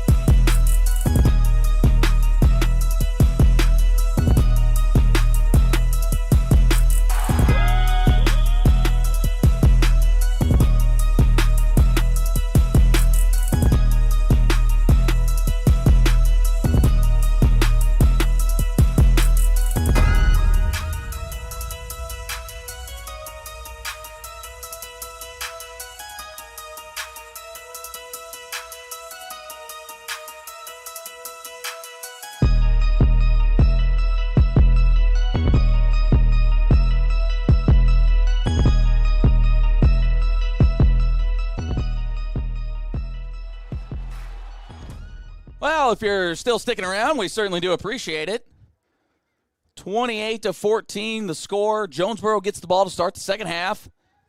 And I don't know about you, Chris, but I kind of wandered down to be amongst the people. Yeah. Nobody seems pleased with how things are going right now for one particular reason or another. And even some officials that I spoke with were just as miffed at a few things and a few assessments. Yeah. I'm not going to name officials, but they were higher-ups and people who know what they're doing, know what they're talking about, and are a big deal. And they are quite miffed at a few assessments of things going on or lack thereof. But we'll just sort of leave it at that. I want to get you caught up on some other scores going on around the state. Cabot getting thumped by Bryant. That one's 21-3, but that's in the third quarter. North Little Rock and Central knotted at 7. Little Rock Christian taking it to the Griffins of Southwest Little Rock, 28-8. Conway up 27-12 on PA. And then Harbor up 13-3 in the 6A. El Dorado putting it to the Blue Devils, 38-7. Same with Benton, 49-0 over Catholic High. Patriots, they made a little bit of a comeback, 48-43 right now. That game it's going to take a while. And then Fort Smith Southside up 36-15 on Russellville, and then Shiloh Christian just taking Siloam Springs out to the woodshed. Some other scores of note: BB beating Jacksonville 22-14 right now in network. Maumelle 35-14 over Whitehall. And here's the stunner of the night right now. I mean, maybe some other folks aren't as stunned, but I was a little surprised. Searcy 23-7 over Joe T. Robinson. So watch out. That's definitely one you want to look at. And I pointed out earlier, Searcy is undefeated. I didn't know that until almost right before our game. So Lions battling. Yeah, so there you go. Hot day right there. We'll keep you guys updated here. Mills, what do they got going? Oh, they're just handing Hall, their hides, 42-0. So that game ought to be over here in the next little bit. And then some other scores we'll pass along as we get them. But as things stand, a lot of penalties in that first half. A lot of them went against the Bears. So the Elite Autoplex flags in full effect here. In fact, you can score big with Elite Autoplex's Elite Protective Film to keep your car cooler. Paint protection film to protect against rock chips and scratches, and the ceramic coating, which is also hydrophobic coating for your car. Makes the car's paint look brand new again. Give them a call today, 501-933-4444. Maybe not today because, we're a little late. You can give them a call tomorrow, though. Or you can touch down at 8890 Landers Road. That is in North Little Rock. Elite Autoplex. That's with 2 X's. Well, hard to really find a lot of positives in that first half after the kickoff return to start things off. Taking out the obvious of what's going on in this game. What do you want to see the Bears adjust to? Yeah, well, right now they got to find a way to stop number 1 for Jonesboro. I mean, he has really been. Yeah, Brown has been. Yeah, he's been a ton of the offense that they've had going. Myers has had a few passes. Luckily, find a couple receivers, but number one, Brown's really been hurting you. And then offensively, the Bears, you just got to clean up. I mean, the offense has been there. You just got to clean it up. Tyler, get the ball to the receivers. Receivers catch the ball. We've had some good catches in this game. We've had some bad drops. You'll have that with an offense that runs as many plays as we do, but Bears just got to clean it up, get a stop. You got to take away all the adversity. Don't give them a chance. Don't give adversity a chance to show itself in this game. Just play your football, make the tackles cleanly, go out there, block, play, continue to fight. I've said it all season. Continue to fight for one another. Continue to play with confidence. Take the adversity out of the way, and you can make a comeback in this game. Bears have had plenty of games where the second half is when they've played their best football. So if they can come out in the second half, find a way to overcome 2 touchdowns and some more adversity, we'll be all right. Absolutely. So we'll see if the Bears can bounce back when it comes to the second half. Again, you have to erase a 2-touchdown deficit and, some other factors at play. Get you set here. Again, Jonesboro will receive the opening kickoff. And really, I'd like to see this Bears defense set the tone real early on. I know you mentioned trying to limit Brown with the carries, and I think they've done a fairly good job of bottling him up. He hasn't really broken a lot, but it's just that falling forward. You get to the line of scrimmage, maybe tack on another yard or two just because you got the momentum, and then you fall forward for another 2 to 3 yards. I mean, you're talking about 5 yards a carry. The Bears have got to figure out a way to generate some push going against the grain. Yeah, and I think that's, the first half, Jonesboro showed us a lot. And by a lot, I mean they showed pretty much what their offense is. Now, if the Bears can find a way, now, like I said, they throw these short little slant routes and these other routes, these out routes. Don't bite them so much that a slug-o, which is a slant and go, or an out and up, which is an out and then a go route. Don't let those routes kind of burn you on the back end, and you'll be okay. Continue to play with your eyes and play smart and disciplined football. And then just find a way to stop number one, which is easier said than done. He showed he can fall forward, like you said, and get those yards, but continue to fight and make plays. D-line, scrape off the offensive line and get back there. And then Woodard and Hurd at that linebacker spot just continue to fight and make stops. Well, should be interesting to say the least. We'll see what kind of penalties that the Bears can get into in this half as well. And, again, I'm real interested to see what the adjustments are going to be, especially offensively. As you said, they've been there. You don't want to see a whole lot of change. Yeah. But the running game just really hasn't been able to cook. They had the one drive where things got going. But overall, aside from that, just really haven't been able to really spring any of the running backs. And the passing has been there. Just got to execute a little bit. I mean, we saw it. We're not picking on Tyler Blakely at all, but that's just really one of the most visual ones that you see. It's like, oh, man, you drop a touchdown pass. It's like, ugh. Those are those things you just can't have. And, against a good team in Jonesboro, you can't give them every advantage in the game. Yeah, and Sylvan Hills is known kind of this season for the big plays. We haven't really had a whole lot this game. I think the second half we can come out, get some big plays going, get some stops on offense, or on defense rather, and kind of take this game back in control. But both, like I said earlier in the game, both teams have a lot they're playing for. Both are playing with a lot of confidence. Teams just got to keep going and keep playing hard. Bears fans traveled good. They're behind their team. You love to see that. Yeah, you got to think the away crowd here might be a little feisty in the second half. So we'll see if that can swing the momentum just a little bit or not. But as it stands, 28-14, the lead for Jonesboro. And, again, a lot on the line tonight. As playoff seeding, if the Bears can win this tonight, Benton seemingly going to win that game, they would end up in the 1 seed right now. They lose tonight, then it kind of things get thrown into some disarray, but we'll break that down once it gets closer to having to possibly answer that question. See if we can't steal away an onside kick here real quick. Yeah, that'd be real nice to kind of flip the momentum just right out the gate once again. Would be interested to see if they try one of those sort of deep onside kicks as they've got everybody up. Maybe just kind of kick it out there into the green. Well, there you go. Now go get it. We know ball. Go get it. And he just runs out Jonesboro just picks it up. So that's probably the worst field position they've had all night. Namely, some of it is due to that onside kicking that Sylvan Hills does. Yeah. But also, to those fourth downs that the Bears have just not been able to convert. well, it doesn't lend yourself to being on the other side of the field. But as it stands, Jonesboro will start at their own. Oh, well, they're going to put it in between the 15 and 16-yard line. We'll see if the Bears defense can get things going here early on. They come out right here. Defensive line has been playing fairly good. Let's go make a stop. Man in motion for the Golden Hurricane. Oh, and they're going for it right out the gate.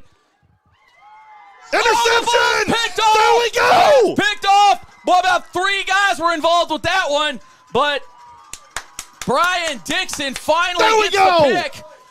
And just like that, the Bears are in business as they are, I think they're going to spot it at just outside the red zone. So the 20-yard line, and I know a lot of folks in the stands yelling a lot of ball don't lie right now. Yeah. But the Bears have to convert. Well, we'll see what kind of offensive adjustments the Bears might make, if any. That's how you take momentum back right there. You come out. Just right out the gate. How about it? You get an interception. Yeah, and I kind of had that feeling maybe Jonesboro wants to kind of go for a kill shot. Oh, you love the play call, honestly. Yeah. I love the play call. Oh, the option. And Isaiah Howell. Keep going. Keep going. Put him in the end zone. There we go. Oh, I think they're going to spot him just shy of the end zone. I mean, we're talking 1.5, the half-yard line maybe. No, he's about the 1-yard line. Give it to him again. Let him finish the job. Well, there it is. Oh, they're going to spot him short? Oh, my goodness. What are we doing here?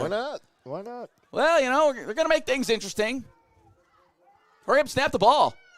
Well, that's offsides. Yeah. But it doesn't matter. I don't see an elite. Oh, there's the elite autoplex flag. But it should be a touchdown. Yeah. Right now. Okay, so they got the encroachment. It stops the play, though. So it stops the play because he broke the line of scrimmage, basically, is what that is. So gives the Bears another chance to rough up this Jonesboro D-line. There we go. Now we're in. Possibly. There it is. We go. Tyler Hampton. Third time's a charm. Pop that smoke. How about it? So the defense comes up big, and then Isaiah Howell just about carries the way. And the Bears, not even a minute here into the second half, when they kicked off, have now cut this to a potentially a one-touchdown lead. Way to respond, Bears. The defense comes out. That is down, up, and good. The defense comes out, gets you a turnover on the first play of the second half. Offense does exactly what they're supposed to do off a turnover. They get it in the end zone, back to a one-score game, and a lot of ball left to be played. Absolutely. So that changes the whole facade of the game now. It really looked like sort of an insurmountable lead. Well, now it doesn't seem so bad after all, but you need your defense to come through again in the worst way. Hey, pop that smoke, chat. Let's go. Again, we're working on a little merch for you guys here, so hopefully we can get that figured out maybe this week. Folks over there at Cool Caps working on it for us. We'll definitely pass those details along once we get that officially official. But be on the lookout for Pop That Smoke merch. And start studying up on your streets of Sherwood. Because this Bears basketball team, they got range. They're going to be hitting them from all over the city. 28-21 now. And the Elite Autoplex touchdown was much needed by the Bears. And especially in that way. And heck, if I'm the Bears, I just kick it deep again. Yeah. Kick it deep and away. Wherever your fastest player on the kickoff team is. I mean, deep, let him go run for it. Kind of worked out the last time. Now you got your guy cheating over there. Yep, there they go with the. So good set of hands by Andy Grimes, or Aiden Grimes, excuse me. Yeah. Well, and that saves a lot of yards. Yeah, that was going to go at least another 20 yards possibly. Yeah. Big heads up play. But as it stands, he gets the mitts out there. Looked like a receiver. He's actually listed as a quarterback. But my man stuck the paws out there. Crowd coming alive below us with the defense chant. Love to hear it. We'll see if the Bears could generate another turnover, but Brown definitely a guy you want to try to key on. And he's got it. Just finding ways and holes. Gee whiz. Yeah. He's shifty. Good patient running. Gets a huge gash there. Come on, Bears. Same play. Little tempo from the Hurricane now, and we got an Elite Autoplex flag flying in. And it was thrown before the tackle, so I don't think it's a face mask. But we'll see what the call is. I liked Kai Griffin there. Almost went to pick the flag up because he thought it was a towel, and then was like, oh, wait, nope, never mind. All right, so holding against Jonesboro. That'll back him up. And if you couldn't tell, Chris is delighted. Wonderful. Back him up. Now, Bears really, it's an obvious passing situation, but Jonesboro doesn't throw it a lot. You got to still key in on Brown. I think you look run here. Yeah. Boy, they have got a big boy receiver out here. Who is that? Number 21, O.J. Cullins. It's a big guy. Normally a tight end. He's split way out there. You got to think maybe the tunnel screen's coming. Oh, it's not. He's downfield, my man. And nothing doing there as that ball falls harmlessly to the turf. Ransom on the defense. All right, D-line. Now's when you show your hand fighting skills. Get that'd be a great time for a sack and maybe one of those real, hit them hard sacks. Now, don't put your body weight on him. 61, Marquez Cry in the game. Go get him. Jonesboro brings that big body in there. Kind of in that H-back position is Cullins. And Myers drops back. Oh, and he's got – he down! Let's go! Oh! I mean, I'm not going to say I called for a sack, but I called for a sack. We know ball here on the Sylvan Hills Sports Network. We know ball. We know ball. Let's go get him again. Somebody put that on a shirt for me. Let's go get him again. Third and a long way right now. I think they're officially calling it 25, but don't want to get too ahead of yourselves here. Bears Jonesboro has a potent offense. Got the speed rushers in there. do Show have it the off. speed. Go get them. Play action.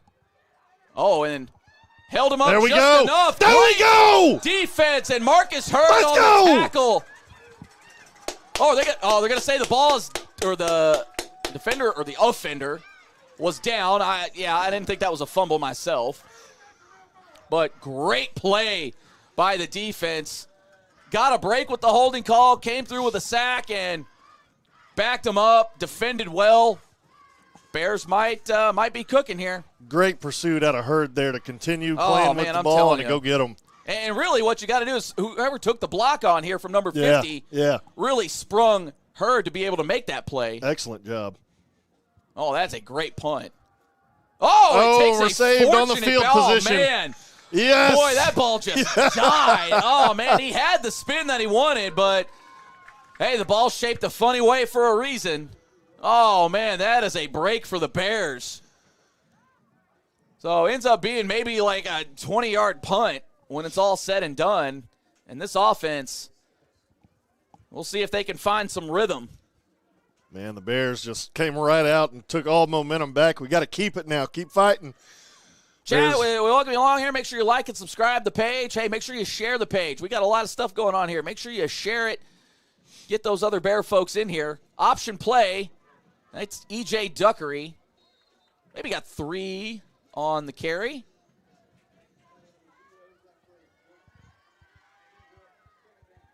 Yeah, maybe about 4.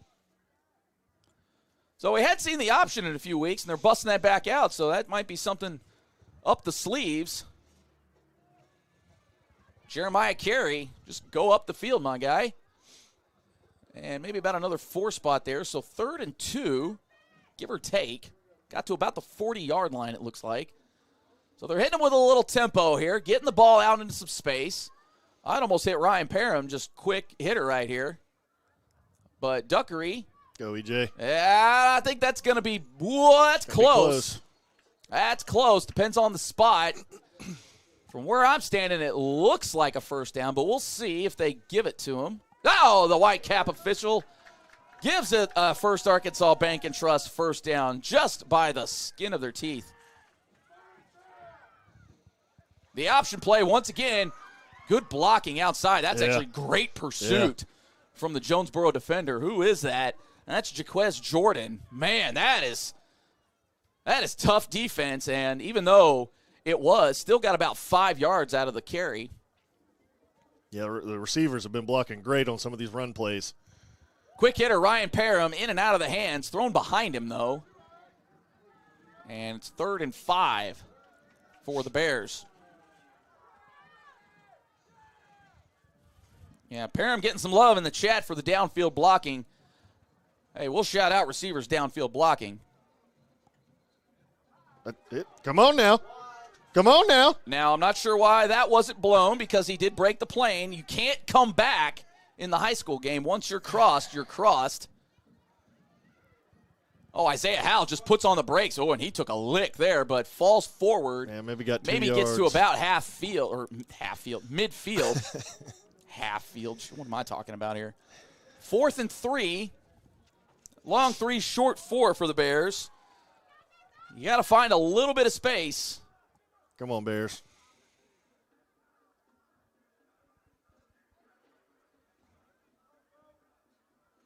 And you wonder, too, if maybe they won't go quick punt here. Probably not at midfield or half field. Oh, and just sails it on carry. It was there, but he got a little juiced up on that play, and the Bears will turn it over on downs. Yeah, the play. And the play's been there. That's what's hurt the offense tonight. The plays have been there. They just haven't executed.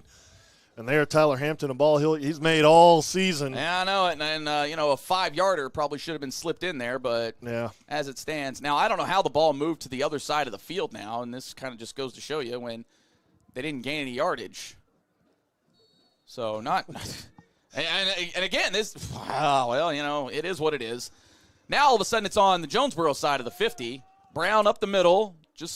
There we go. Ball's out! Oh, nobody saw it. Oh, but they were calling him down because, of course. That's been quite a few times now. That ball's squirted out, and they've called him down. Let's see if we can't get a lucky call here. Or just make it real obvious. Yeah, I'm going to put some positivity out there. Let's go get the ball. Need a turnover right here. Twins to both sides for Jonesboro. Brown in the backfield. And he's on the right hip. Well, he'll switch sides now of Myers. No, now he's on the right hip. Bears look like they're coming. And they were coming fast, and nope. Maybe a little too fast. Yeah, it was a little close. I was a little surprised that Woodard. Great defense, incomplete. Yeah, good defense there. It almost happened too fast. And I think that's what really saved his bacon there is I don't even think the receiver was ready for the ball. 3rd and 10 now for Jonesboro. Bears need a stop. One of those cover sacks would be perfect right about now. Yeah, let's go get him, D-line. We're trying to speak it into existence, chat. Another sack right here. Jonesboro bunches things up. Go get him. And they're coming. Go get him. Oh, and he sneaks up in the pocket. Took a huge hit. Oh, I don't think that's close. Yeah, they're about 4 yards shy. But you got to think in that's probably 4-down territory. Oh, well, he's way short. Jeez. I thought he got a few more yards out of that. Now, really, if I'm Jonesboro, I'd almost quick punt here. Well, or do we have an elite autoplex flag on the play here? What are we doing here? Oh, and the Bears are hype. Well, let's go. Well, if there's a penalty, I would probably take the penalty. If it's on Jonesboro. But Jonesboro seems to be pointing that way as well. They're backing it up. And they are not going that way. And I believe it's they're holding on the defense. So, of course. All right, so they're going to spot them a first down. And Bears had a chance to really put the decision-making on Jonesboro, but they got bailed out there. And Brown up the middle. He'll fall forward for maybe 3 or 4. Well, maybe not near as many. Maybe about 2.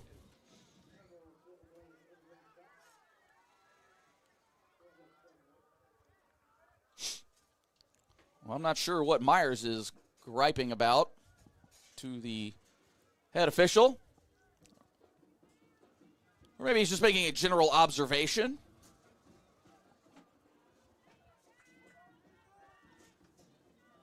Well, we got an Elite Autoplex flag on the play here. Not sure what it's going to be, but that was quick from the head official. And you got to think that's something offensively. It's got to be. Yeah, illegal shift. I think there was two guys in motion, or one guy got a little ahead of himself. So Bears catch a break. They'd fallen forward for a few there, but that'll back them up 5 now. And it'll be 2nd and 12.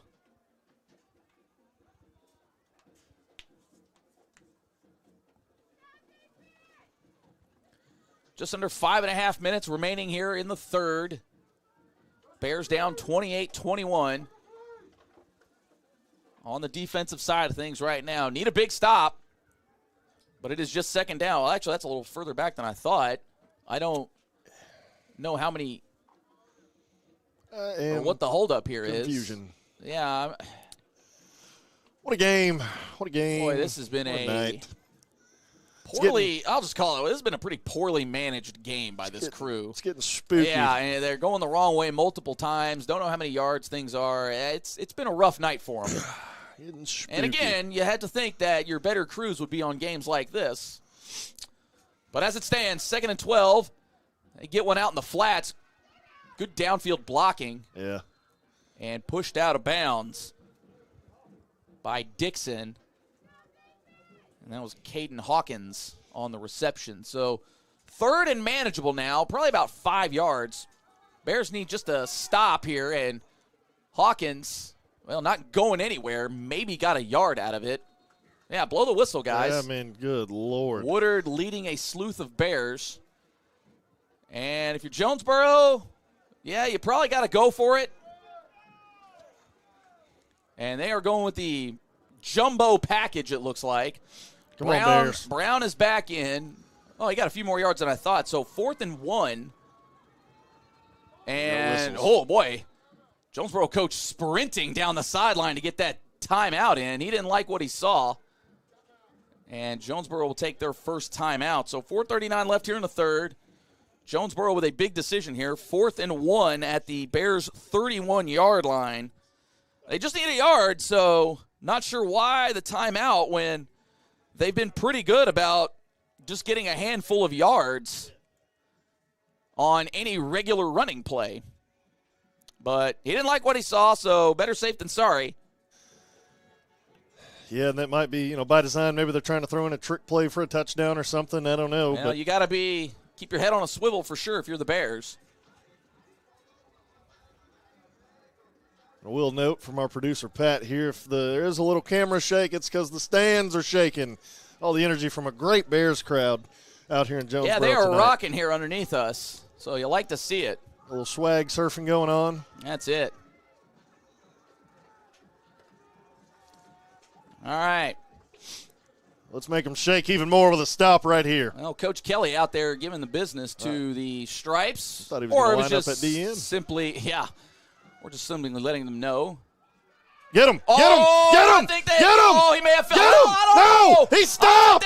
He stopped! They stopped! Nigel Casey leading the way. Marcus Hurd there too. Oh, that's a big-time play for the Bears defense. Wow. Oh, what a big play for the Bears. That'll inject a little life into them. Hopefully the offense can come through in a big way. Let's go, offense. Your defense continuously fighting for you. Tyler Hampton, take charge like you have all season. Go out here and lead your team. Go out here and lead your team. Go, Army. Let's get in the end zone.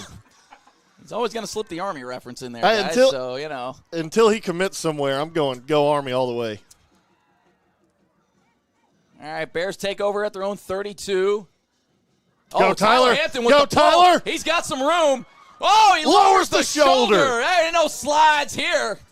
Oh, man, what a pull from Tyler Hampton. Got it to half field. Bears going tempo now. Quick throw out to Jeremiah Carey, who just lowers the boom. Now, that was a roughing call earlier, but we're going to let it go. And that is another First Arkansas Bank and Trust first down as he gets out. About an 11-yard gain. Well, maybe 10 right on the nose. Keep it up, Bears. Let's go. So Bears got some juice right now. And Isaiah Howell taking his time behind Landon Toney. But Toney probably not as fast as Isaiah Howell is. Nothing against him. It's just, it's just the facts. But you like to see he just runs into a wall there. That one was sniffed out pretty good by the defensive line from Jonesboro. Yeah, maybe fell forward. And we're letting some stuff slide on the Jones Boogie side, but, the Bears breathe on the Hurricanes, and they've been called, at least in the first half. Second half been pretty clean so far for the Bears. Big third down here. Just got to make it manageable. Get rid of it. Oh, and great away. Jeez, and he got drilled. Didn't get near as much as. Oh, we've got a elite autoplex flag. Yeah, but it's got to be on Jonesboro. They finally maybe got it on Jonesboro. It's got to be. We're going to see. As it stands right now, about a 2-yard, maybe a 3-yard gain. But we'll see if anything gets tacked on or taken away. It's got to be.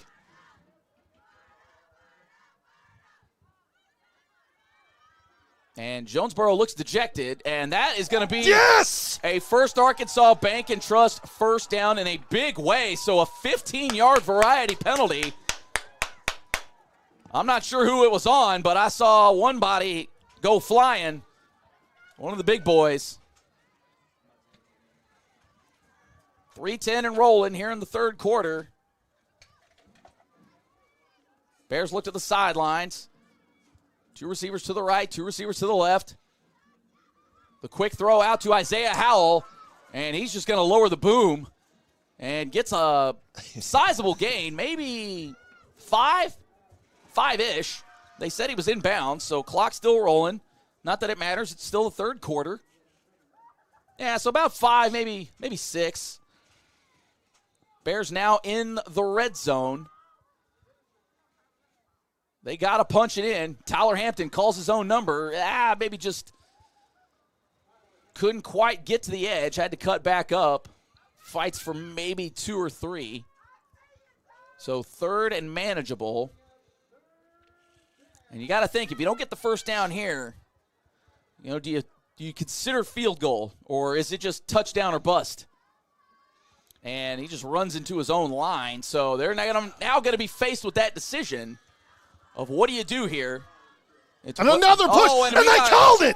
Yes! Well, we got elite autoplex flags flying. The entire world had to see what happened there. Well, somebody saw it, so we'll see what the call is, if it's offsetting or not. No, it can't be. And it looks like Jeremiah Carey is limping a little bit. I don't know if he took a low blow or. Okay. I like that. Take control of the game. If it is going both ways, take control of the game. Say, fellas, let's chill out. Well, and somehow the Bears got a first down out of it. We're not going to question it. I guess they got the yards to gain. So that's a First Arkansas Bank and Trust first down. I thought he was short, but what do I know? So first and goal from the 9 for the Bears. So they're not quite faced with a decision just yet, but Bears do need 6 in a big way right here, right now. Tyler Hampton looks to the sidelines. Quick throw. That's Mo Phillips. Give me Mo. Give me some Mo. Give me Mo, oh, touchdown, Bears. There we go. Pop that smoke with the emphasis on Mo. Let's go. Way to go, Bears. How about it? So, I think Mom's right down here in front that's of us. right, Mama. So, Bears got a chance to tie it here with 1:41 left in the third. They have clawed back into this one. Jonesboro now a little flag happy. And that is down through and true. And we got us a tie ball game out here on Crowley's Ridge. 28 all. Let's go, Bears. Oh, my. What a turn of events. Shout out to this coaching staff, keeping this team in it when things seem hopeless. the tide may be going against you. This coaching staff has continued to keep this team in it. Way to go, Tyler Hampton, leading your offense. Hurd and Woodard leading the defense from that linebacker spot. And how about Way to Mo keep Phillips? fighting. Mo Phillips, Phillips. Haven't heard a lot from him this season, but he comes up big there, ties the game up. Just lowers the boom and gets in the – hey, 81 from 181 to another. Let's go. I still got my jersey, and it fits. Mind you, it fits. Yeah, see, my jersey doesn't fit anymore. I tried it on the other day, and I was like, oh, buddy. Wow. You know, those linemen, they're just cut a little different. Man. Yeah. Even though they say, like, double XL, it's a little small. Snug. And, again, Jonesboro leaving a lot of green out there, and the Bears are going to take it. Go get it. And go get it. They get the fortunate bounce. Go get it. Whoa, they might have a chance. Give it to us. I don't know. Give it to us. They're all over it. We'll see what the call is. They're fighting in the pile. He might have got it very last second. Oh, well, I don't know because one of our guys ran out with the ball, but I guess they're going to give it to Jonesboro. Not sure how that works, but it works. So, hey, great special teams here.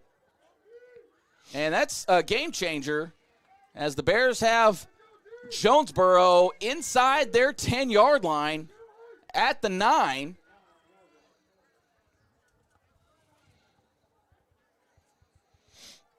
So if you can get maybe a TFL here, Jonesboro feeling the heat a little bit. Man in motion. Oh, and they're about to blow this thing up. Oh. Go get him. Just got to hang him up. Oh, great defense by the Bears. Kamari Fisher just couldn't get around. He's a little slow to get up, too. That was a heck of a tackle. And that is a TFL as they lose maybe 2 yards on the play. And we've got an official timeout. Yeah, they're going to make Fisher go out. He was a little slow. I'm not sure if he just got turned. I mean, he got tackled a little oddly. Yeah. But hopefully he's all right. He's walking off on his own power. But you hope it's not maybe a concussion thing because he hit the ground pretty hard. Yeah. So, yeah, he's looking pretty rough from what we can see. But, again, that could be frustration. I think he's headed straight to the locker room. Oh, well, maybe. We'll keep an eye on him for you. That's big for you don't see anybody get hurt. But that's big for the Bears. He's one of Meyer's top targets. Absolutely. Bears got to stay in coverage. Don't let anybody else leak free. So, Bears coming with it. Oh, and Jonesboro hits the deep ball. Just like that. And just like that, they are out of trouble. And, oh, my goodness, what a throw. Jamarius Jackson just outruns. Just like the Bears defender. They got a flag. We got an elite. Do we have a flag? Way over there, probably on the Bears. Oh, yeah, that's sideline warning on Jonesboro. Oh, Jonesboro's sideline warning. So, yeah, you got to understand that they're a little hype on that one. Just said it. Don't let somebody else leak free. And Brian Dixon just got burned there. So Jonesboro flips the field. Under a minute to go here in the third quarter. Bears defense has to buckle down again. And nowhere to go. Now he's going to end up falling forward for maybe 2 yards. Had him in the backfield. Yeah. That was Caden Hawkins. Yeah, these Jonesboro running backs are really good at creating their own space in the backfield. They are shifty, so play clock just behind the game clock, so we got to run at least one more here.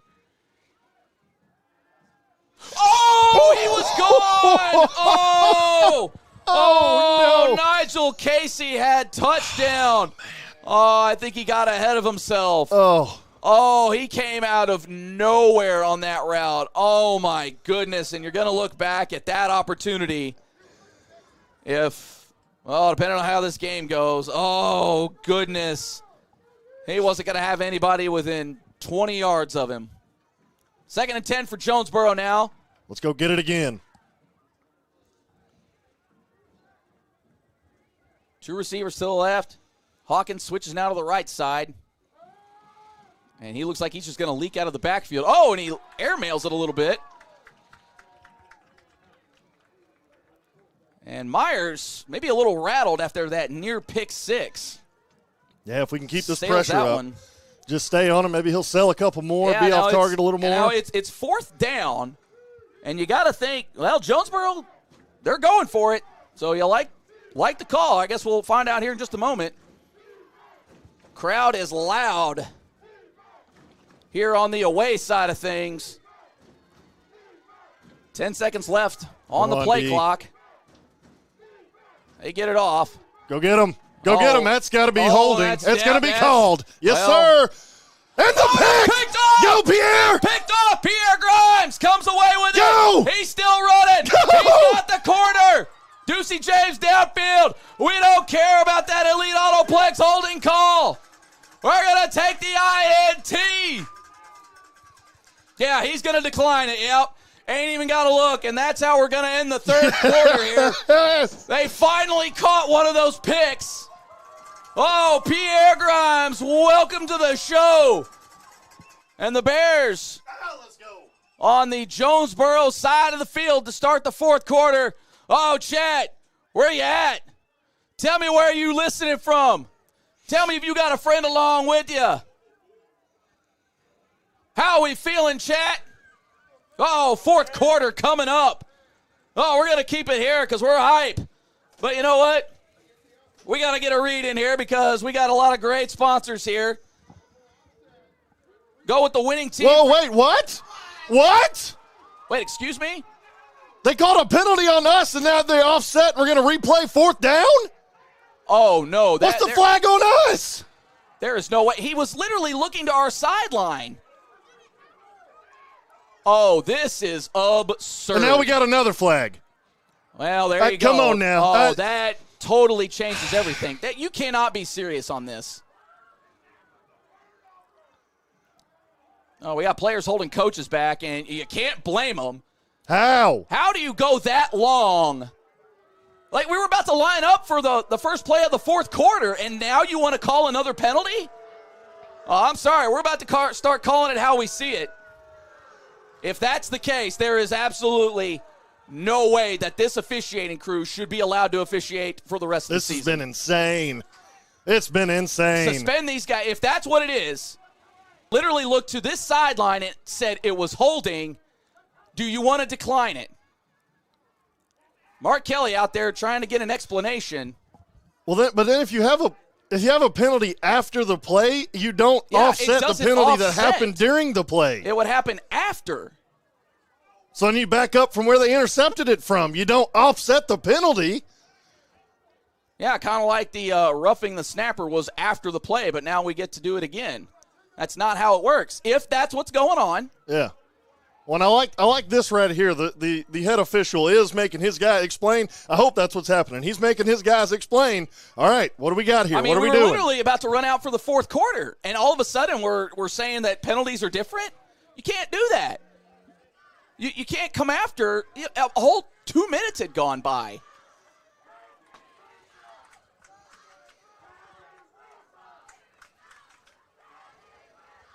And then we're going to have an unsportsmanlike probably on the coaching staff just for trying to get an explanation. Oh, suspend these guys. No, I'm going to call it how we see it. What was the penalty? Sideline warning was the second penalty. Well, that's the warning, but you can't have – what was the penalty to offset the holding? What was the warning? What was the sideline warning for our guys trying to ask what was going on? I mean, he literally looked to the sideline and asked if we wanted to decline the penalty. No, this crew's got to get suspended. You cannot be serious with this. And what was the penalty? They've never announced the penalty. They did earlier. I didn't hear it. I don't know what's going on. No, I don't know what's going on. This is absurd. I don't know what's going on. Totally flipped the game on its head right now. Go intercept it again. If they don't stop this, then I'm going to have a real problem. Go intercept it again. No. Give it to him. That's absurd. That is absolutely absurd. This Yeah, it was one untimed down. Now we should have the fourth quarter, or do they understand how that works too? No, this crew needs to be suspended. That is insanity to me. Absolute insanity. They just changed the entire flow of the game. Entire complexion of the game. Insert refs here. Like, you cannot be serious. No, this You can't is dictate insane. a game like that. They got to get out of it, man. They've got to get out of the game. There is no way. Oh. I mean, it's This is bad. This is as bad as I've seen it, and I feel like we're pretty fair with the officials. Yeah, we are. But no, this is absolute nonsense tonight. And I don't care who knows it. I'm going to just say it right now. I don't care who knows it. These guys should be suspended for the rest of the year.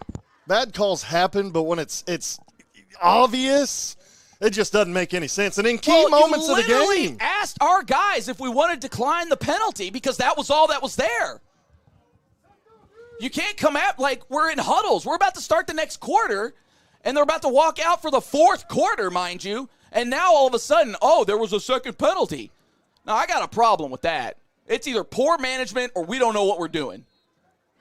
Or maybe a combination of the two. As it stands, it's 1st and 10 for Jonesboro. Brown takes it, finds a hole up the middle. The Bears are going to have to regroup. just got to keep fighting, like I've said. Adversity is going to keep showing its ugly face. We got to keep fighting it. Keep fighting, Bears. Well, chat, we never did get clarity on what the second penalty was, or at least the Bears penalty. Get them down. You got to bring them down. Well, T.J. Brown, this is where he shines, and you got to just focus on him. I don't imagine they're going to go to anybody else right now. And we've got an injured Bear down. Not sure if it's a cramp or maybe got rolled up on that last play. And that's Woodard. He got up on his own power, but he is a little limpy.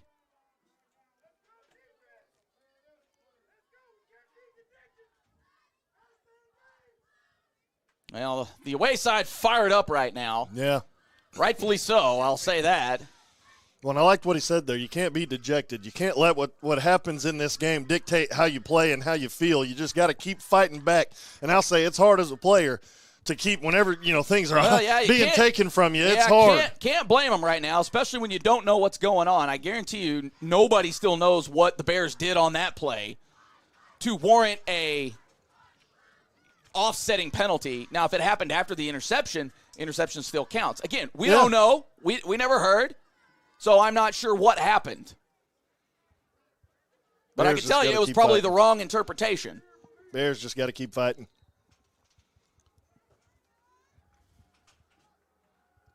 Brown looking for a hole, springs it in there, gets to about the 1. So right now it just feels inevitable. Let's get a fumble or something here. Come on. Oh, and the Bears blow that one up. So the Bears get into the backfield. That's Ducey James leading the way. Yeah, don't celebrate or you might get a flag for that. Yeah, the ref immediately going to talk to him. I mean, let him show some emotion. Gee whiz. 3rd and 4.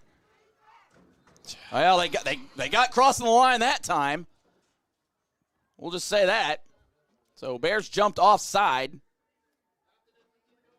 So that'll put them at the 2-yard line. And Jonesboro going with the jumbo look. Come on, Bears. Right here, let's get a stop. Take momentum right back. Keep fighting.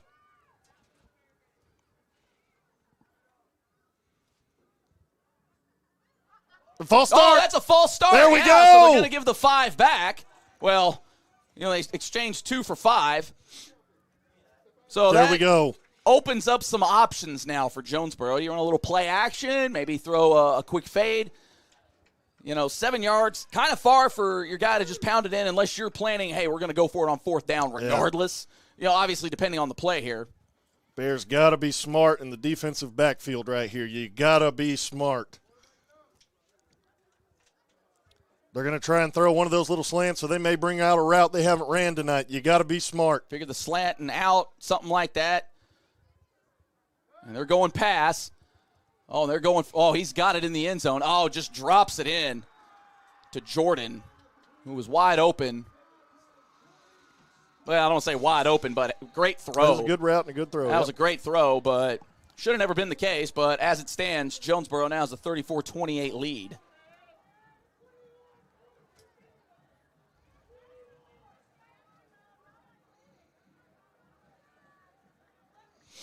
Okay, so we got some clarification from our refs back at home.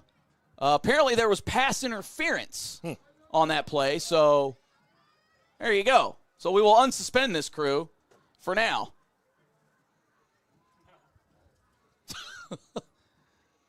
That's down, up, and good.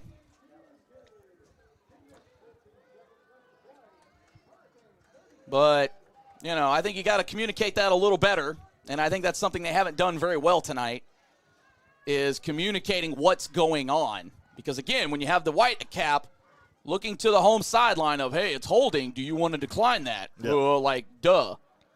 Maybe don't jump the gun. Or, figure it out well before we break huddles for the fourth quarter. Well, I'll just say it's been pretty poor management tonight. Bears are fighting, though. Bears are fighting. Do not give up. Stay at it. It starts right here when you come back out on offense. Keep fighting. Go get right back in that end zone, then defense, do your job. Chat still wants these guys gone, but we'll see what happens.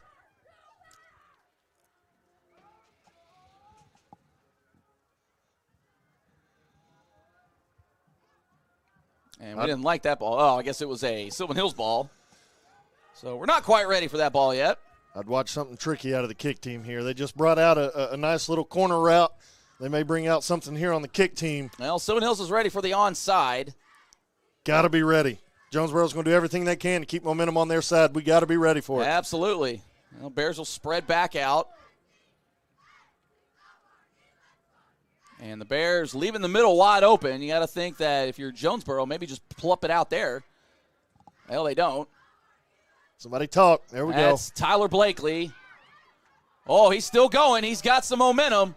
He's looking for the corner. Get upfield. Great blocking downfield. Caught from behind by Luke Drum. They got a flag. And we've got another flag here. We've got secondary flag. Oh, we've got fisticuffs right now. We got some tensions are rising. Be smart, Bears. Yeah, don't fall for none of it. Yeah, guys are just trying to keep dudes out of the fray. Not sure who was involved down there. Well, what I saw is probably not what they're going to call. But I mean, we got a Jonesboro player throwing a bear all over the sideline. Yeah, so we've got all kinds of elite autoplex flags to sort out right now. My word! I'm going to imagine these are going to offset. Well, actually, if it's penalties on both, then everything offsets. So we might have to re-kick. Because if there's one penalty on one or even two, we got a bear down here on the sideline. Not sure who it is. If somebody got tangled up in the fracas or if, somebody was already down to begin with. And I'm trying to see who that is that was down. Oh, that's Tyler Blakely. I mean, he took a shot, landed a little awkwardly. So we'll see if we can get this sorted out.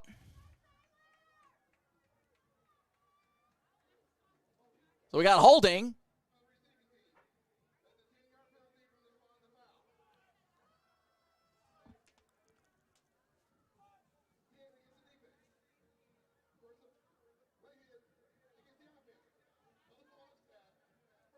All right, so a late hit and an unsportsmanlike. So those will offset. Those came after the play. Yeah, our ref guy does not agree with a lot of the officiating that's happening tonight. We'll just leave it at that. Get in line, though, Mike.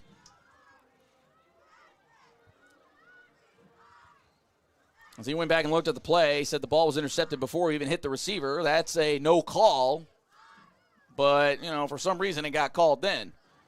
Led directly to a Jonesboro touchdown. Take that for what it is. Bears got some work to do. Yeah, we've got some folks in the chat saying that one of the Jonesboro folks is showing number 1. In fact, it was Will Marlin. Thinks his team is number 1. That goes uncalled. Well, as it stands, after we get everything sorted out, Bears will take over at their own 33.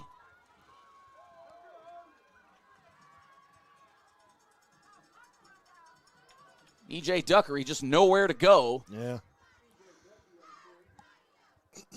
And we got a Jonesboro player a little slow to get up. That's Malcolm Turner. Oh, Lacoby Brent. Great hands. Great hands. First Arkansas Bank and Trust first down. A little over 9.5 minutes left, so buckle up, folks. We got a lot of ball ahead of us here. And with the way the events have gone tonight, who knows what's going to happen. Tyler Hampton cuts it back up the middle. He's got room to run. He's just going to lower the boom. He's still going. Go, Tyler. He's still going. Just hang on to the ball. Go, He's Tyler. Still going. Let's My go. goodness. What a run. About a 34-yarder from Tyler Hampton on just an option. He takes it up the middle. First Arkansas Bank and Trust first down. E.J. Duckery just bobbing and weaving. Chain Gang still catching up to things. And we've got a late Elite Autoplex flag on that play. And not sure what happened there. I saw one of the Jonesboro players, I believe it was it's on them. Kenneth Douglas, seems surprised at what he's doing. He seems a little upset. And they're going to pull him out. Probably to let him cool off as he disagreed with the assessment. Get in line, my guy. There's somebody in the chat saying T.J. Brown is committed to Army. Tonight he's on the other side, but hey, go Army. Don't tell me that. Oh, man. Don't tell me that. You've totally changed the scope of the broadcast now. Don't tell me that. We've changed everything here. Well, we got a false start. So Bears spot him 5. Oh, man. What a game. Boy, this one's been a doozy. Chat, we certainly thank y'all for hopping on with us tonight, hanging tough. We're doing our best. We are doing our best. Isaiah Howell gets it to the outside, cuts it back in, and falls forward. Oh, come on. Everybody's asking for something. Keep it up, KJ. Keep it up. Hey, they've got to that get means a hold you're of, winning. They got to get a hold of some of this here, and they're about at the 6-yard line. That means you're winning the rep right there, KJ. Keep it up. I saw it. Isaiah Howell. Oh, no, Tyler Hampton had it, and he falls forward. Maybe get to about the 5-yard line. So 3rd and goal from the 5 now for the Bears. They got to punch it in here. 8.5 and counting in the game. Whoa, Robinson has made a comeback. In fact, they just took the lead. Still the 4th quarter. So update there in network. Tyler Hampton back, throws it. Oh, what an absolute snag by Ryan Parham. Oh, my Talk to goodness. me, Ryan. That was all pause right there. Pop that smoke. Talk to me, Ryan. Oh, what a grab from Parham. My goodness, that was all hands all day. Oh, what a snag from number 9. Oh, goodness. That's a candidate for top 10 stuff. Man, and what a coaching job by Jarius Wright. You know, he's working so hard with these guys. They're out here making some spectacular catches. Big play here, and it is down through and true. 8:08 left. We got us a tie ball game. It's 35 all out here on the ridge. Way to keep fighting, Bears. Way to keep fighting. Coach Kelly, way to keep your guys in this game, man. The whole coaching staff, great job. Well, as we were trying to say earlier, you want to go with the winning team for your personal, business, or investing needs and goals? 3 locations in Sherwood, 1 on Wildwood, Kiel, and Highway 107. You can visit them online at fabnt.bank. Move the sticks on your finances by choosing First Arkansas Bank and Trust. Certainly thank all of our sponsors. We certainly thank all of you for being with us tonight. Jay Burr, Chris Goodman with you here on the Sylvan Hills Sports Network. Been a wild one. We might get lectured later, too. Oh, we are. It's coming. On how we are assessing the game, but, not sure I agree with a lot of what's going on out here, and I'm just going to keep it real with you.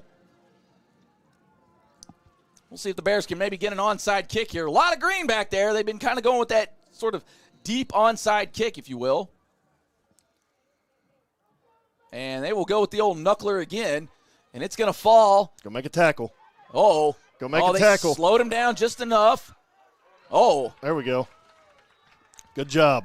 So, good tackle. Maybe a touchdown saver from Ryder Hopper. And the fan club is right in front of us here. You'll have to see the family, if that is who that is, excited. That's them. So Ryder Hopper on the tackle there. And he kept contained there, too. He didn't let the guy get outside of him. He was either going to force him back inside to his guys or make the tackle, and he did it. Excellent job. Let's go defense. All right, defense needs to answer the bell. 7:59 left in the game. Man, what a game. A lot on the line here tonight. And you can tell there is a lot on the line. Brown, and he's got it, looking for room, finds a little bit on the right side. Probably good for about 7 or 8. Well, I want to see Tyler Hampton handing it off to T.J. Brown for the next 4 years at the University of Army. That's not what it's called, but that's what I'm calling it. That's right. Myers drops back. He's got a man. He's going for it. And nothing doing there.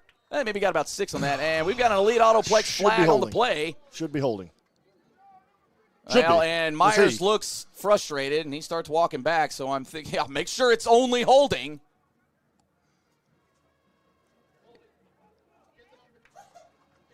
It is only holding against Jonesboro, so that'll be. No late additional penalties there. So that'll back him up. Brings up 2nd and I think we're going to call it 14. But Jonesboro does have that down back. Go get him. And Brown's got it, and he's got room, and he is breaking it. Oh, man, move. what a move by Brown. Get him out of bounds. There you go. Oh, goodness. Good move. What a run by Brown. Just that little hesitation really freed up some room on the sideline. That's been the first time tonight that he's really broken loose. And excuse me, I don't think that was Brown. I think that was Hawkins. Oh, and Brown brought immediately down. Oh. And, all right, so 59 is over, or 55, excuse me. Yeah, that was kind of scary. That was a little scary for just a moment.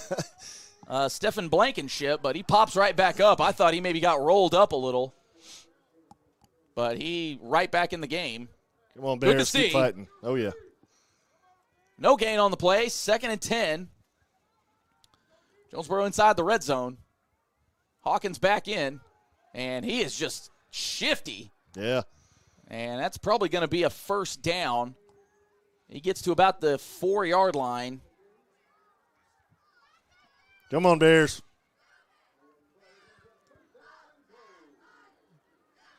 There we go. Oh, goodness mercy. There we go. Yeah, they cut him down in the backfield. Loss of 1 or 2 on the play. Yeah, loss of 2. Come on, Bears. Get him again. This kind of worked out for Jonesboro last time when they lost a couple yards.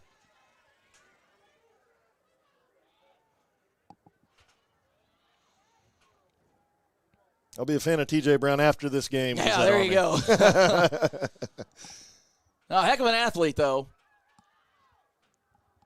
Oh, great blocking by Jonesboro. Get him down. Just shy. I think they're going to mark him at the 2-yard line. 3rd and goal from the 2. Clock is ticking. You got to think Jonesboro maybe slows down the tempo just a little bit, but I'm not sure why, because that seemed to be helping them out. Come on, Bears. Jumbo package coming in now. I imagine it's going to be 2 plays to try and get in the end zone here. Come on, Bears. Well, really, at this point, maybe if Jonesboro isn't punching in here, you got to think, well, maybe just take the points because you'll have a lead. Oh, my, what a fake. Oh, yeah. Goodness. Myers walks in. Nobody had an eye on him. Great play call from Jonesboro in the moment. Good grief. Really good play call. Man.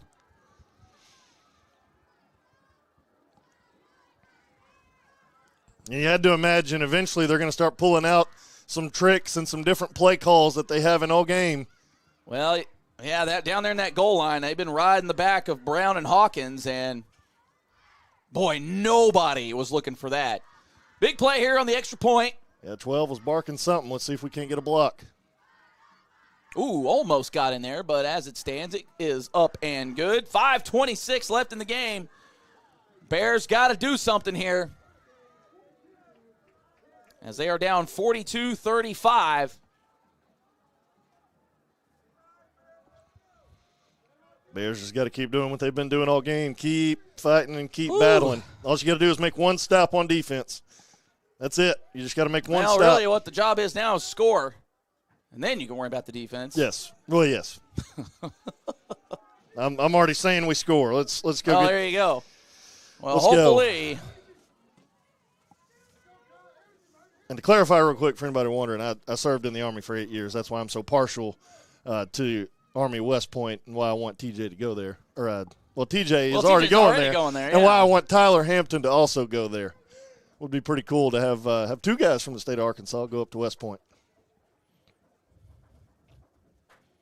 Well, I'm just saying, Butch, you got a couple guys in your own backyard. Yes, that's true. Come on, do something with it. All game, he's been the offense for Jonesboro. Yeah, Hawkins has snuck in there with a few, had the big run. Yeah. So we said it pregame, they're going to ride the back of those two guys, probably more so on Brown, and that's kind of what's working. They've mixed in some passing here and there. Myers not going to beat you with his legs, but dialed it up at the right time. Yep. A little different formation from Jonesboro here on this kickoff. And they're going deep kick. Oh yeah. And into the end zone and out. And my only thing with Mr. Parham there is you got to make sure it does go into the end zone. Seen it time and time again where that ball takes a funny bounce. We saw the punt earlier just stop. Bears got 5:26 to try to tie this game. Obviously, you'd like to see it in a little less time than that. West Point ain't special. That's got to be a Navy guy. It's got to be a Navy guy. Here come the service academies. It's got to be a Navy. I will say Navy is undefeated, I believe. They've only got one loss, I think, on the season so far. They're having a good year. Army, that's why we need Tyler Hampton and TJ Brown. But going to be a great game at the end of the season. Great game unfolding right here. Tyler Hampton, time to drop. Oh, in and out of the hands of Mo Phillips. That would have been a big gain for the Bears. But it falls incomplete.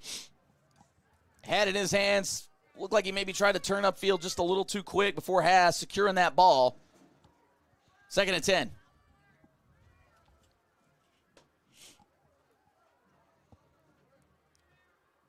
Ooh, high snap handled. And Tyler Blakely just out there all by himself. Not sure how you forget that guy. But that is a First Arkansas Bank and Trust first down, and he gets out of bounds.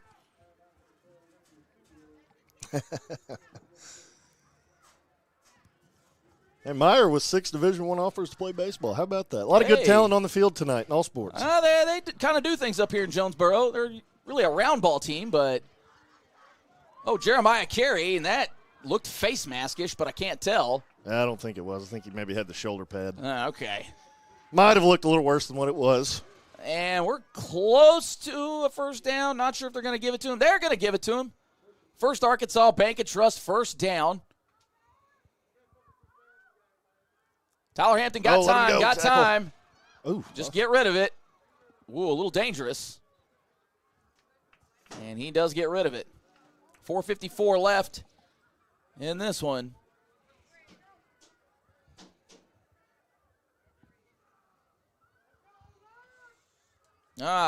11 apiece. Cornbread fed, they say in the chat. There we go.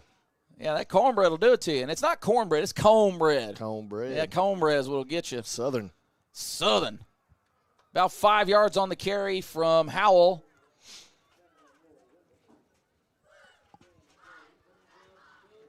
Anybody that says cornbread probably ain't making it right. I'm just saying. You're probably not making it right. It's corn. And 4th down coming up. Lacoby Brent couldn't bring that one down. Oh, man. So this This could be it. Yeah, the way that Jonesboro runs the ball, you're going to think they're going to try and run out the clock if they get it back here. Absolutely. This is a big down. Take It's their huge. time. Big play right here. Could be for a lot of different reasons here. Empty backfield now. Howell shifts out.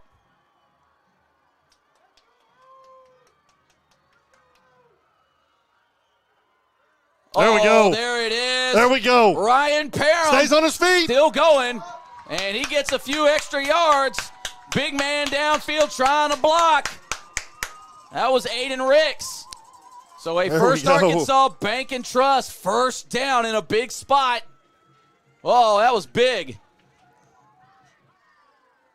Quick pass to Lacoby Brent. Yeah, maybe got 3 or 4.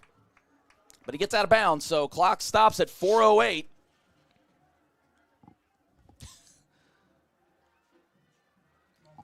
Come on, Bears. Isaiah Howell has the ball. He gets, probably should have just kept going outside. Still fighting for But yards. he fights for a couple more, maybe gets 2 or 3. I thought he would have had that edge if he'd have just kept going. He tries to cut it back upfield, though, but 3rd and 4 for the Bears. Bears are looking to the sidelines now. Coach Kelly relays it in. Let's not even get to another big 4th down. There we go. Howell, well, he's going to fall forward, I think, for the first down. Yep. Give it to Give him. it to him. A First Arkansas Bank and There we Trust go. first down. 3:29.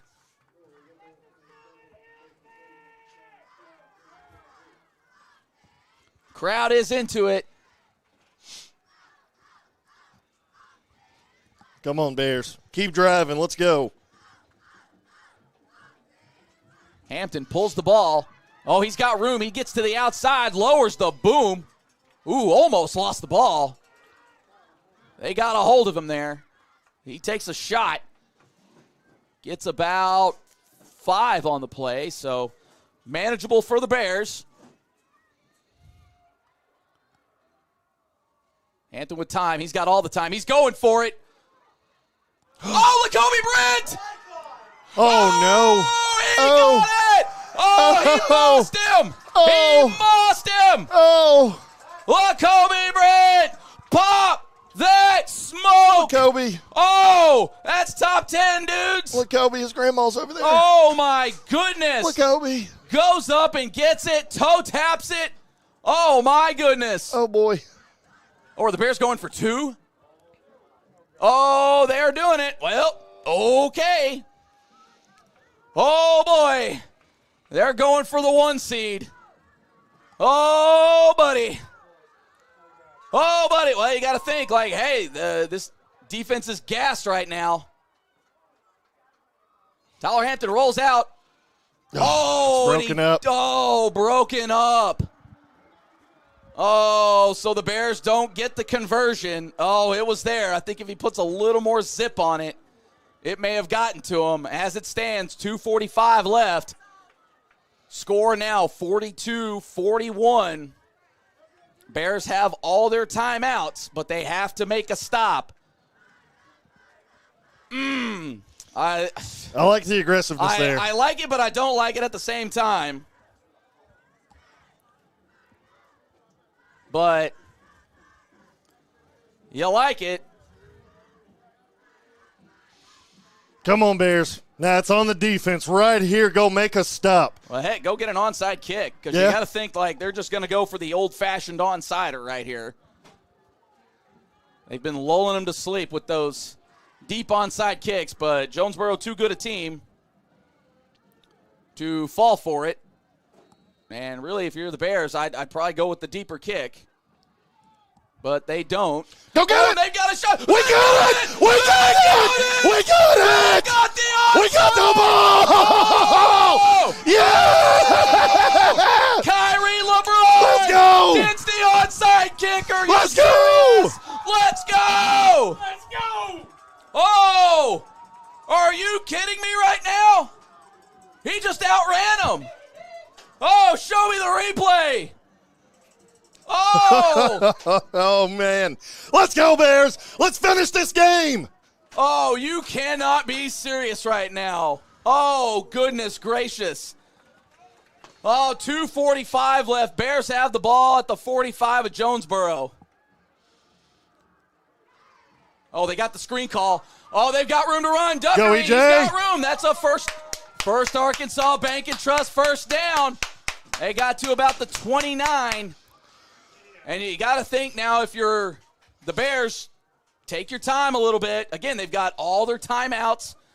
I don't think this is a situation where you necessarily want to hurry up and score. Yeah. You like points, don't get me wrong, but I think this is where you could start to take your time a little bit.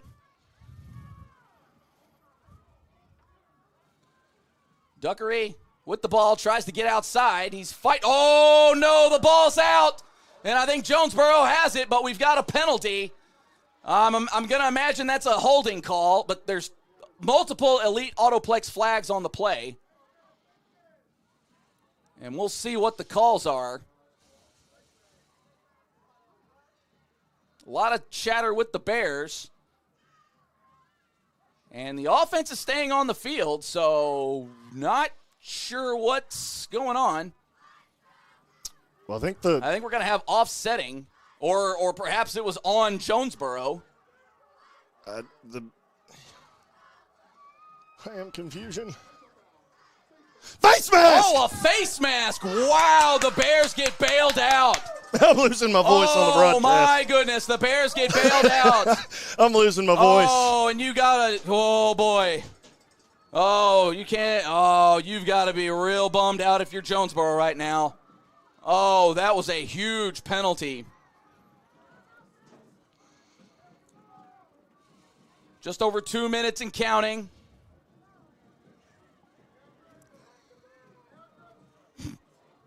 Let's go, Bears. Bears taking their time. Play clock at 7.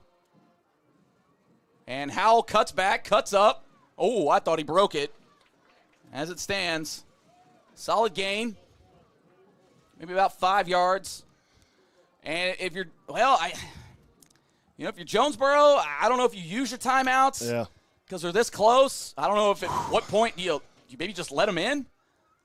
This is one of those games where you got to make a decision, and you hope it ain't the wrong one.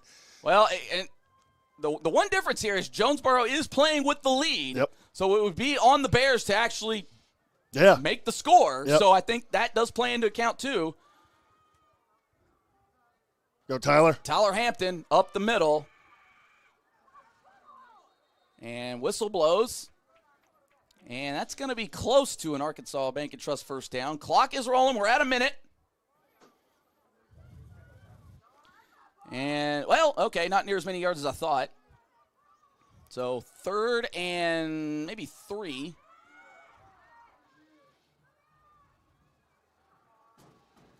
Come on, guys. Clock is stopped now at 43 seconds. I don't know if they got yardage. Ref on this side signaled first down. So we've got a first down. So the Bears. Woo! Boys. Oh, boy.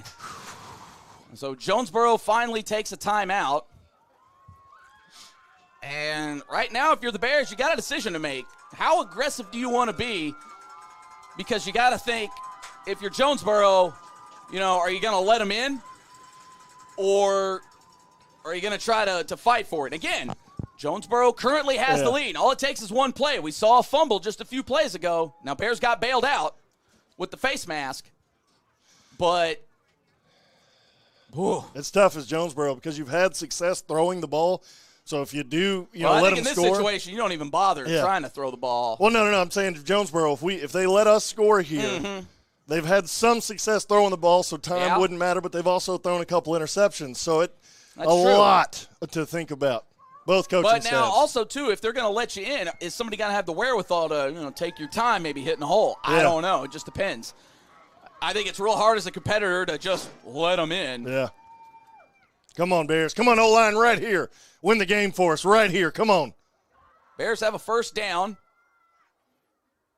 Oh, Tyler Hampton. Get in the end zone, baby. Own number. Yes! Touchdown, Tyler Hampton. Pop that smoke.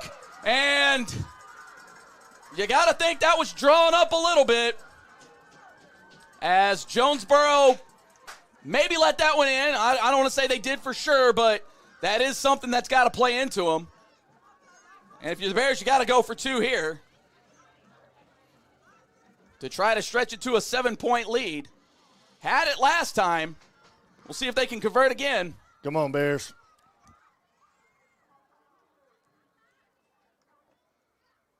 And they're rolling. Nowhere to go. Oh, he got it! Yes! Carey in the corner! He toe taps it! Yes! Oh!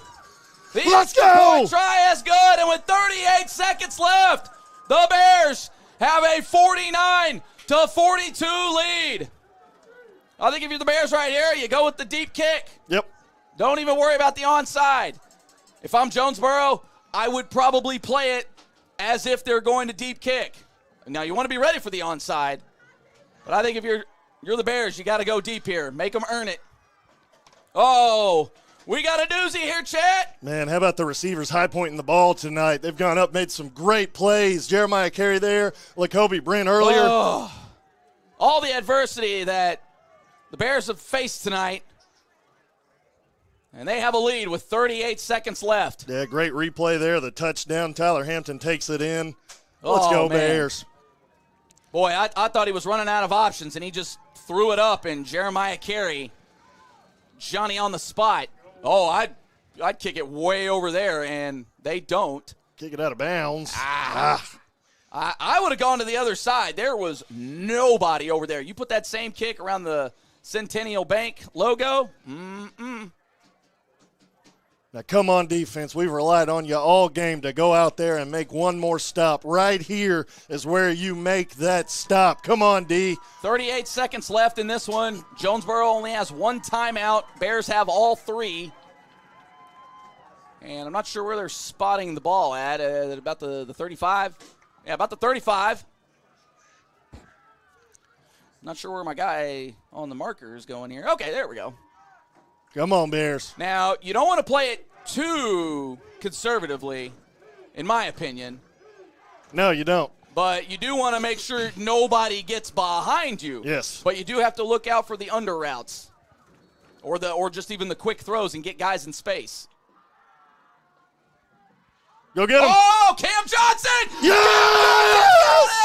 Let's go! Big-time players make big-time plays. Cam Johnson just busted right through the O-line. Big sack. Talk to me, Cam. That's a big loss for the Golden Hurricane.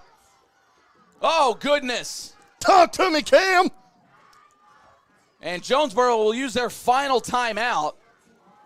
So that was about a 10-yard loss. Yeah, about the 25 now. So now if you're the Bears, you just got to keep them in bounds. Yep. And if they want to dink and dunk along the sidelines, well, you just kind of let them do that. Got to get some air going in here, Pat. I'm a little warm. Because the Bears are heating up on D. This game is heating up. Now, DBs, play smart here. Play smart. D-line, keep doing what you're doing. Go get the quarterback. 31 there we go, seconds crowd. left. Crowd is into it. Quick throw. And they're going to get out of bounds. That pass complete to Kamari Fisher. Maybe got about 8 yards. So it is now 3rd down. So Bears do have to be aware of the down. Don't let them get a first. Yeah. 27 seconds left. Come on, Bears. Oh, and here comes the pressure. There we go. He kept him in bounds. Keep him in. Bounds. Excellent play. 4th down, 20 Excellent seconds play. and running. Bears got to be careful. They got to get back on D. Excellent play out of Brian Dixon there. Jonesboro has no timeouts left. This is it right here. Come on, Bears. Extra play. The Bears are going to win the game. Let's go, Bears. The Bears are going to pull it Let's off. go. Yeah. Let's go, Bears. Yes. Oh, what an absolute effort by this team. They came through when they needed to. They made the plays when they had to. They fought adversity all night long. Some of it self-inflicted. But this team is going to get the W on the road in Jonesboro. And you are talking to the 1 seed Sylvan Hills Bears. Just got to get the snap off. Let's go right here. Tyler, go Army, Hampton. I'm not sure what Myers was looking at or who he was trying to hit. It didn't seem like he had anything over there. Now, he was under some duress, so credit the D-line there, especially in that situation. Yes. But I think that was maybe your QB instincts kicking in of like, oh, nobody's there. I got to get rid of it. Yeah. Oh, shucks, it's 4th down. Game over. What an effort by this Sylvan Hills team. What an effort by both of these teams. Jonesboro's not going to be an easy out. I mean, really, anybody in the top 4 of this conference is not going to be an easy out come bracket time. But the goal of hosting a playoff game for Mark Kelly and company is now 1 step closer as the Bears pull off the comeback. They were down 2 touchdowns after the first half, and they come back to win by a final of 49-42. It seemed like the universe was rooting against them, but the Bears come back and they pull it off. And again, they are now the 1 seed in the 6A East. Oh, man. You can't say enough about this coaching staff and the way they keep these players grounded and say, hey, we're playing adversity. We're playing the whole city of Jonesboro. We're playing Northeast Arkansas. Let's keep fighting. Let's go put it in the end zone time and time again. They take it away from you. Go get it back and more. And they continue to fight for one another in this coaching staff. And the Bears are the 1 seed. What a game by this Sylvan Hills team. What a game by this Jonesboro team. I mean, take the refs and the officiating out of it. Both teams kind of got some raw deals here and there. We'll just call it like that. But, man, that's a tough team right there in Jonesboro. T.J. Brown, heck of a back. Yeah. Deshaun Jackson, flying around on defense. Caden Hawkins, heck of a back. Asa Myers. Yeah. Made plays with his arm and his feet. But the Bears, the onside kick is man, couldn't have happened at a better time. Couldn't have happened at a better time. The Bears bleed the clock down. And then they stand tall on the defensive side when they had to with about 38 seconds left. Now the Bears have continued to fight all season, offensively and defensively. You see Tyler Hampton, he'll miss a throw, but then he'll come back and throw an absolute lob to Lacoby Brent, who comes down with it. You see Jeremiah Carey and others continuously fighting and fighting and fighting and fighting for the entire game. The defense, Brandon Hood, sir, way to call a game from that defensive coordinator spot. Offensive line, defensive line, way to keep fighting, guys. Way to keep fighting, man. There's something special coming from this team, the number 1 seed out of the East. Oh, and on the defensive side, Cam Johnson, Marcus Hurd, the usual suspects. Brian Dixon. I mean, what do you say? Yeah. Brian Dixon had him a game tonight. Yeah. We haven't called him a lot, but we called on him when it mattered. But again, Nigel Casey, Tyree Ransom, hadn't heard a lot from him throughout the year. Now, some of that is just, it's not that he's not doing anything. That's not what we're saying. The ball's just going the other way. Yeah, the ball's going the other way because, they don't want to come at you. Nigel Casey made a big play here and there. Tyler Blakely, what can you say about him? Dropped the touchdown, came back, came through with a huge 4th down catch to keep the chains moving. You get that First Arkansas Bank and Trust first down, and, man, what a game from this Bears team. Again, fighting through some adversity. Some confusion out there on the field. This officiating crew, is what it is. Yeah. We'll just leave it at that. We maybe jumped the gun a little bit on some things. But, the team. Again, sorry to jump on you there, but Jonesboro, Kind of had some questionable ones, too. It wasn't all one-sided. Yeah. It kind of came in waves. But, some peculiar penalties, some interesting interpretations tonight. But, both teams, 49-42. Both teams wanted this one, and you could see it out there. Oh, yeah, a lot to fight for. We said it all game, a lot to fight for both ways. Jonesboro fighting to stay in that 2 seed. Sylvan Hills fighting to be the number 1 seed. And I don't know how long they go and get the win. Your big-time players stepped up when you needed them to. And that's what they did here tonight. Tyler Hampton, way to lead your team. Go Army, and way to keep fighting Bears. You can't say enough about this coaching staff and the way they continuously, sometimes as a coach you got to breathe life into your guys, and that's what they continue to do, and they keep fighting for one another and get the win. Man, it's so much can be said. And like you said, Jonesboro fought hard here tonight. T.J. Brown played a heck of a game. Asa Myers playing a really, really good game of his own. Had the out of nowhere Peyton Manning-esque, I'm going to pull it and run it in, touchdown earlier. Yeah, where's the running Tyler Hampton been? I dig it. And not just the QB slot, was laying some wood. Yes. And usually when your quarterback does that, it's you kind of take deep breaths. So we got something. I got something from chat here. Uh-oh. My guy Mike Beelan. Navy leads Army 63-55-7. They went on a run of winning 20 straight to get there. But yeah, that's true. Nobody cares. Army's good for carrying people back and forth across the ocean. Oh, look at that team celebrate. Give me backflips for dubs. Let's go. How about it? Just some scores to pass along here. Bryant handles Cabot 49-3. North Little Rock does the same to Central, 49-7 though. Little Rock Christian, Southwest, 45-8. Conway, my goodness, our guys over there at the Bruin Sports Network, tough night for them, 61-38. That game was 20-12 at halftime, I'm pretty sure. Yeah, that game like this one erupted in the second half. Springdale Harbor handles Fort Smith Northside 43-10. On the 6A scene, El Dorado handles West Memphis 51-7. Benton 63-0 over Catholic. Marion, came back from the dead, 61-51. That one's still shown in the fourth quarter. Fort Smith Southside 56-15 over Russellville, and Shiloh Christian handles Siloam Springs 59-0. And again, some other interesting scores. A nail-biter, BB in Jacksonville 35-34. BB the victor. Maumelle handles Whitehall 55-14. That one's still showing the fourth quarter. Joe T. Robinson comes back. Not over yet, but 39-29 over Searcy. So I did have that pick right after all. I was sweating that one. Yeah.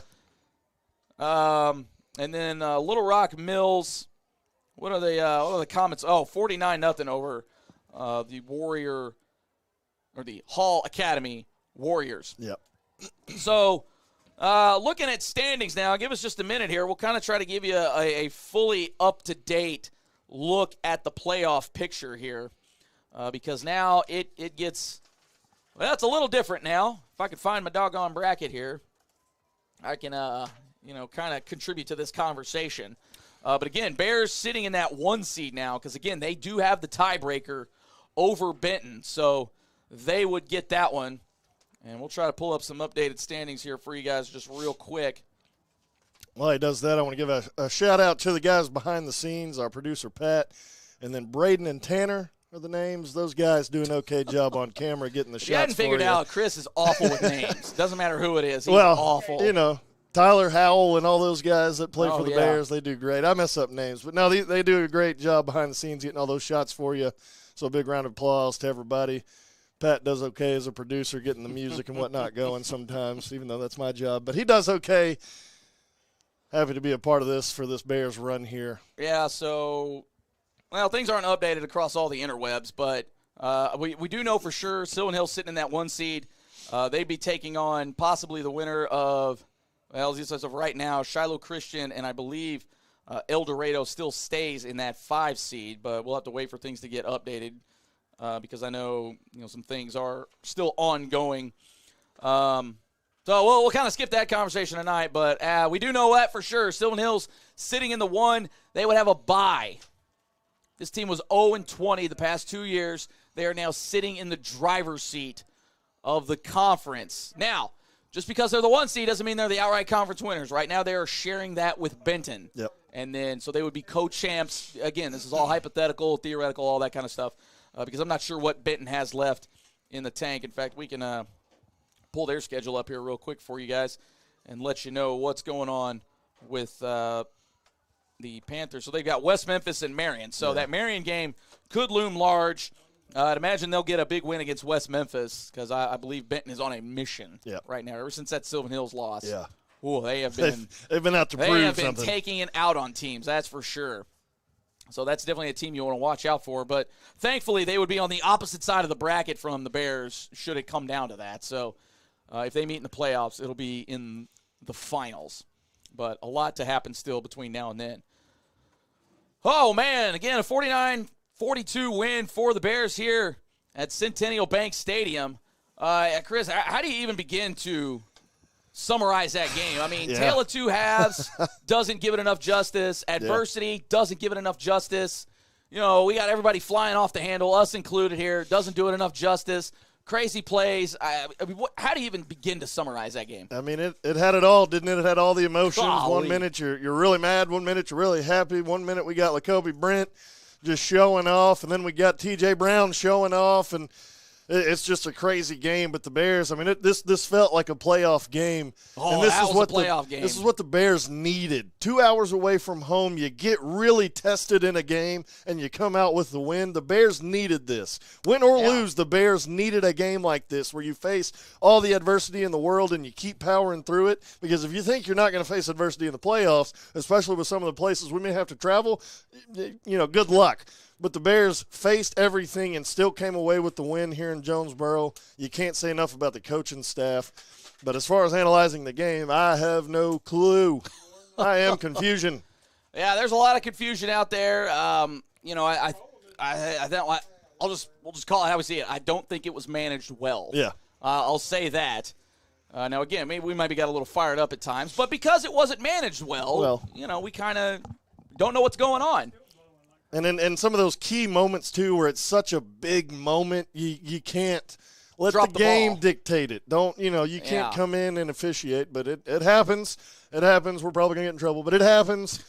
and the Bears still won. That's all that matters. Yeah. So Bears sitting in the 1 seed right now, and, well, if things go according to plan, the 6A East is going to run through Bill Blackwood Field. How's that sound, Bear Country? Again, coming off the heels of 0-20, Mark Kelly Magic. Yeah. Still working it. We got one more home game next week against Sheridan Senior Night. It is senior night, so we hope you're out there with us. But if you can't make it, I know some folks down there in Peoria, maybe down there in Florida. We got some other states, Plano, I think I remember that one. Yeah. Or, you know, if it's just going to be too cold for you, hey, you can jump right on here with us here on the Sylvan Hill Sports Network. It is Halloween, I believe. So it will be Halloween, so you guarantee there's going to be some shenanigans out there. I don't recommend driving and watching the game, but if you got to, you got to. I'm not going to hold it against you. You're taking the little ones out trick-or-treating. Have the ball game on. Yeah. You do it on Saturdays while you're busy. Do it for us on Friday. Yeah, exactly. So if you're bopping around neighborhoods, hey, put the Bears on while you're at it. Again, senior night, so it's going to be a special night. Yeah. I do know it'll be a little special for me. Ace, a senior, one of our guys who've been working with us a little bit. He's the video coordinator, too, for the football team. So, you know, I get to get all teary-eyed about that. Still can't believe it. I mean, gee whiz. Where's the time go? Kid's a senior. Actually coming up here to Jonesboro, too. There you go. Gets to go to Arkansas State after, you know, both his parents. So, how about it now? Awesome. Yeah. So, you know, make sure you give the kid a hard time. He'll be a little more involved come basketball season. We do want to remind you, basketball season is coming up. But, you know, a lot of the guys on the football team are on the basketball team, so, you know, Coach Hill's been like, well, we can't really do a whole lot till those guys are done. Hopefully we're done for a while.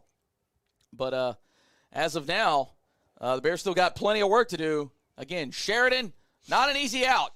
Sheridan's going to put up points. How do you kind of see that one going on just based on what we know about this Sheridan team? Well, they're going to throw the ball around. You know, Coach Kelly on the other side for Sheridan, he's known for pulling out some crazy stuff, throwing the ball around. Kelly v. Kelly. Yeah, so it's going to be a battle. It's going to be one of those games where the Bears, you know, or the Yellow Jackets of Sheridan, somebody get one stop and that determines the game. But I think the Bears have shown the offensive firepower, and they've shown the ability on defense to get after the quarterback and to make some stops. I see the Bears coming out with a win, but it's not going to be an easy one. They're going to have to fight. Yeah, the defense sometimes doesn't make it easy, but all the credit in the world to Jonesboro. I mean, that's a tough team there. And, again, they're going to be a tough out, here in the next few weeks when the brackets do get solidified. Oh, man. So, again, join us next week. We're going to start things a little earlier. I believe 6:15 will be the start time for pregame and all that, so we can enjoy the senior night festivities. So send some of these dudes out in style. And, again, if you can't make it out to Bill Blackwood Field, hey, throw us out there on there. We understand it's Halloween night, so if you're out there trick-or-treat, hey, get in there, get on the chat. We got you covered for sure. But, again, 6:15 start time, game kickoff set for 7 o'clock. Ain't no telling when it's going to be over. It could be one of those long nights for us here, but we certainly hope you'll be along. One last reminder here, just make sure you like and subscribe to the Sylvan Hill Sports Network, both on the Facebook and on YouTube. Make sure you share those links. We're starting to crank out a little more content. Again, we got the top 10 plays. We got plenty of this from this game to choose from for sure. So be on the lookout for some of that, but make sure you share that page because it definitely warms our soul for that. So for the entire cast and crew, Chris Goodman, Jay Burr, good night from Jonesboro. We'll see you next week on Senior Night.